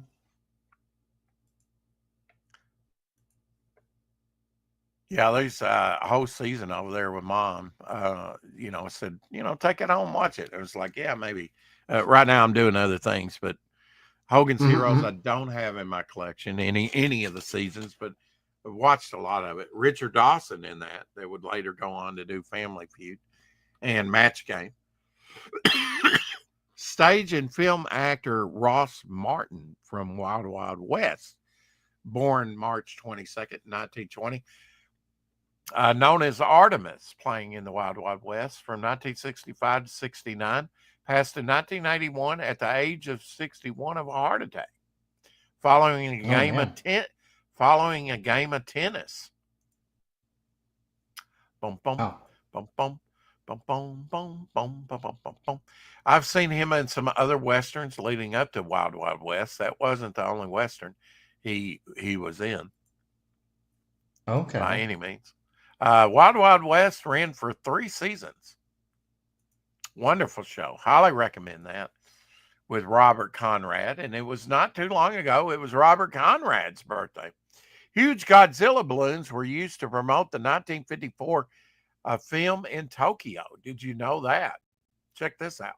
No.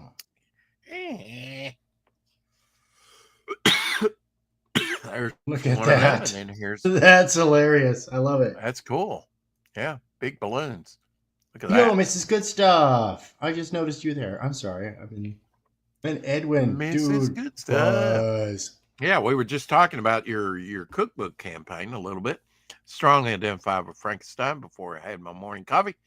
Owned several sets of felines jewelry, and she did the cutting boards for our campaign. She customizes. Yes. I had a Wild Yeah. West lunchbox. You did? Wow. That had lots of cool gadgets on it. Wow. That's neat. That is indeed neat. That is really, Maybe really cool. we should go back to balloons and blimps and, March 21st, 1962, the first Taco Bell restaurant opened in Downey, California. Do you know where Downey, California is, Tank? Yeah. I believe that's in Los Angeles area. Okay. All right. Yeah. Well, that kind of tracks, I wonder what highly Spanish population there in California thought about Taco Bell. Oh, that's not real authentic Mexican knockoff, Tex-Mex, as they call it. Like Omer Glitch said, man, Hispanics like white people food. Okay. All right. Well, I like some Taco Bell, but yeah. And they clown on white folks for their quote unquote Mexican food, but they're still eating it. So I'm just gonna put that there. Another you've been working on a Midnight Bandolero from 1968 with Raquel Welch. She's a strong female character in that movie. Yeah, I might be. I kind of base a little bit of the Midnight, kind of the feel of the character on like what Raquel Welch did in her Western movies. She made a few. Always a strong actress, and I love her in Fantastic Voyage, where they miniaturize and in a little sub and go into a human being to remove. Oh, dude, yeah. And it's they used up to the early 80s. They used that as a training film for nurses and doctors, believe it or not, because it was so accurate. Isn't that wild? Yeah. 2 decades of watching. It's almost as wild as the moon landing being filmed on the moon. Good stuff says Taco Bell kills my colon.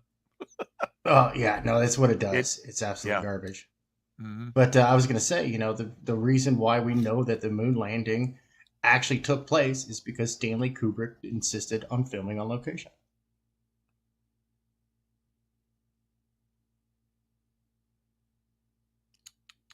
Tis. Oh man.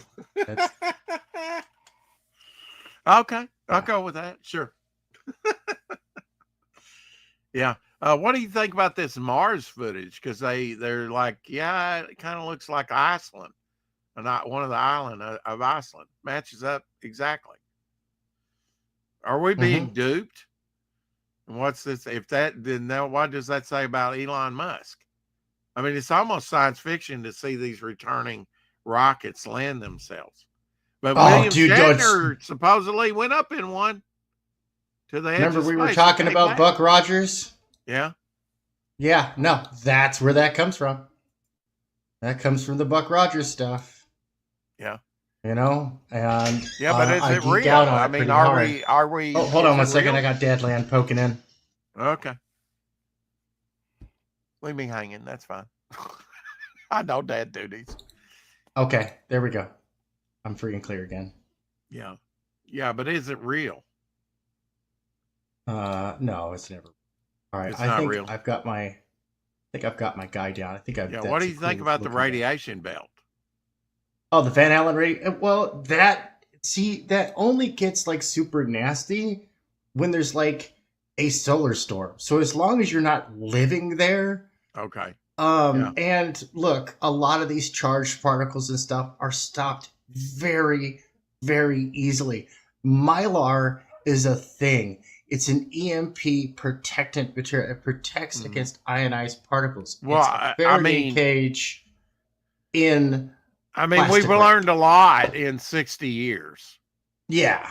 Like, a lot of people don't understand. Well, it's a lot like the sorry, go ahead. Well, have you seen that carbon material? I imagine you have. Oh, carbon nanotubing. Right?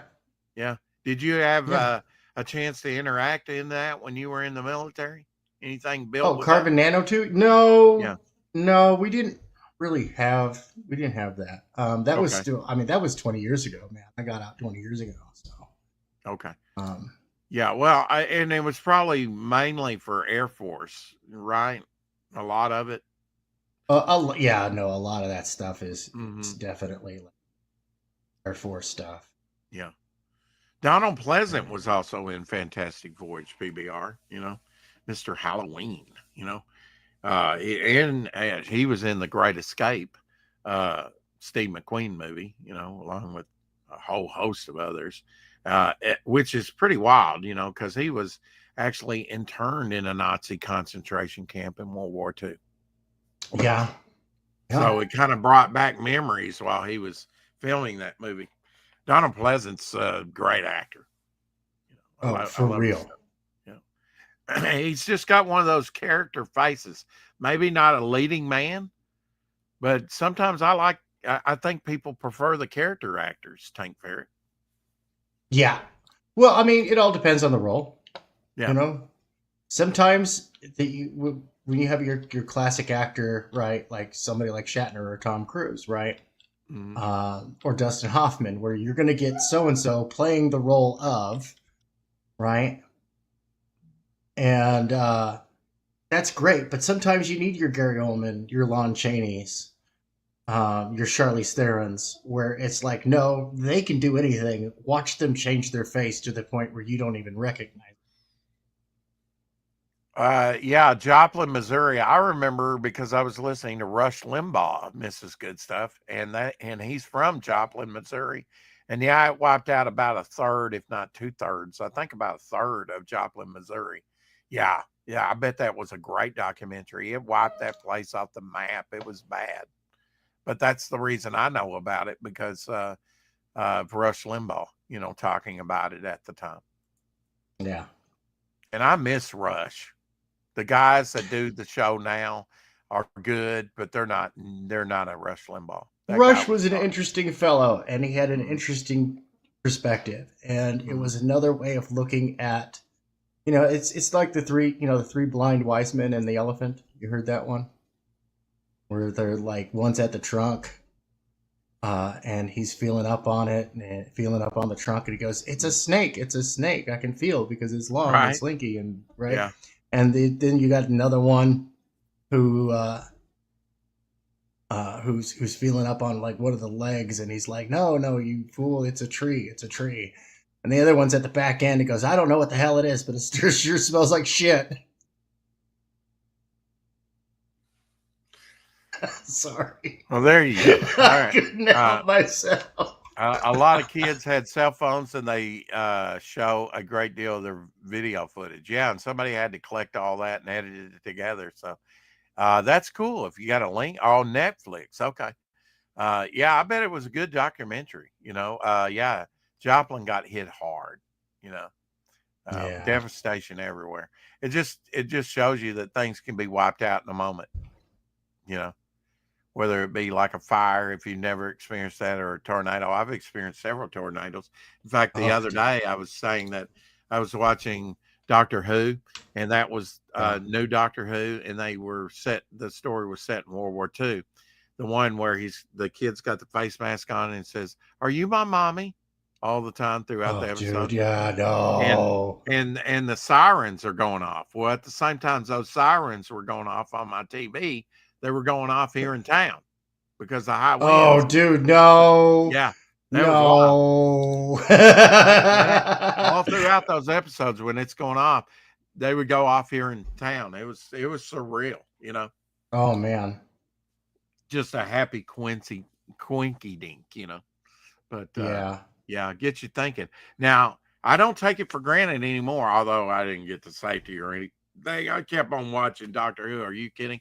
But yeah, we had one come in here when I moved in the house, and that weather came in just bam in a second, and all of a sudden torrential rain, marble size hail, and struck a pine tree out here in the middle of the road because we got a trees divider down on that side in the middle of the road.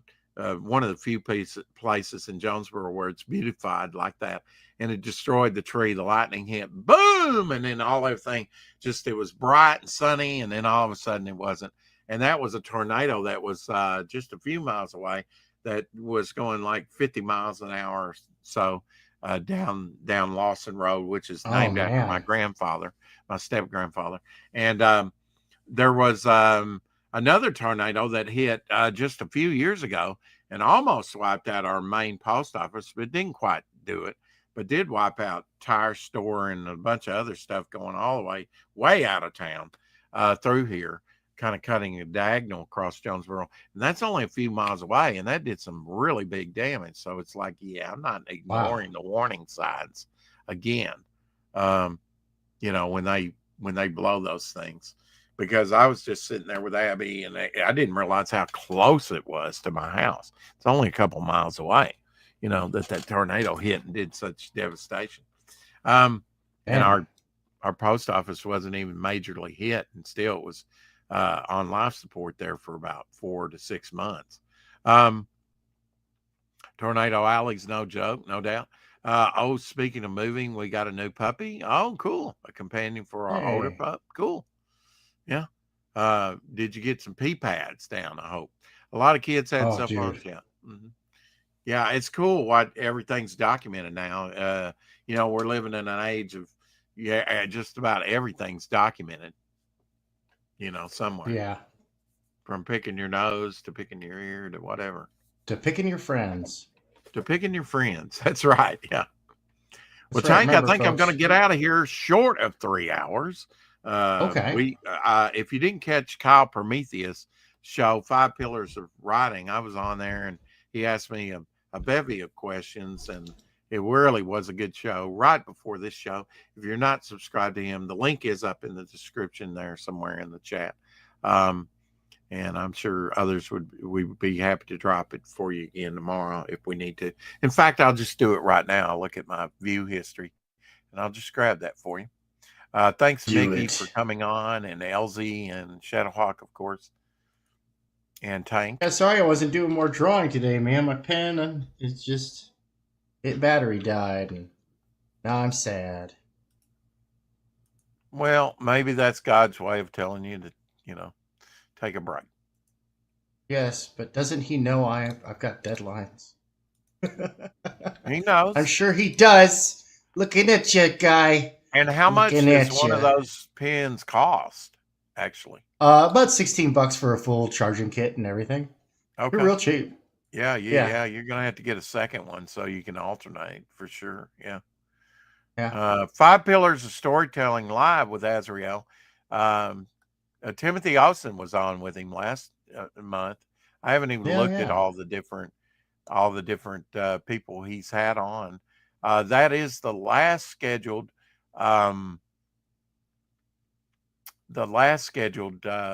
thing that I have right now, but I will be getting with some others channels.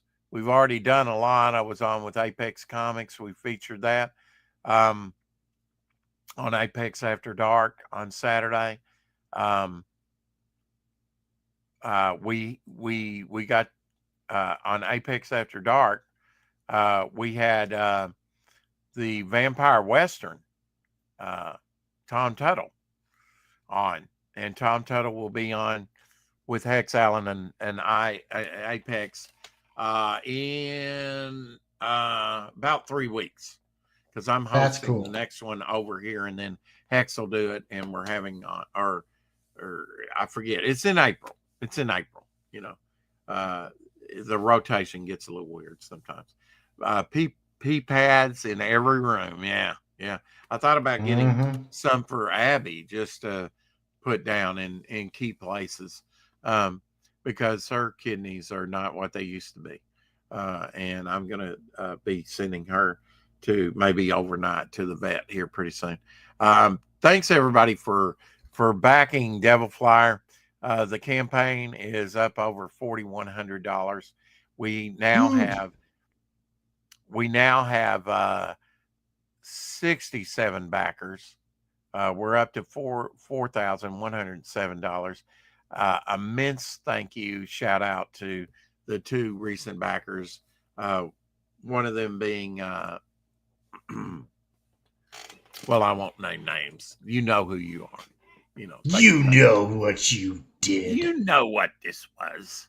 This was a great show. And I'm going to say with that, it's good to see you, Mrs. Good Stuff. Hope you're moving and everything. Moving sucks. I wouldn't want to be you.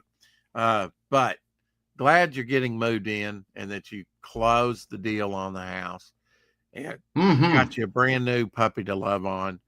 It's good to see you. Always great to see you and Mr. Good Stuff in the chat. Anyway, don't go anywhere, Tank. You might want to say a thing or two to me after the show. Other than that, you can tell I'm kind of tired in my eyes. It's all right. I'm going to take a break and rest after this show, and we'll see you again tomorrow on the 4 o'clock shadow. For you that hung all 3 hours of this, thank you.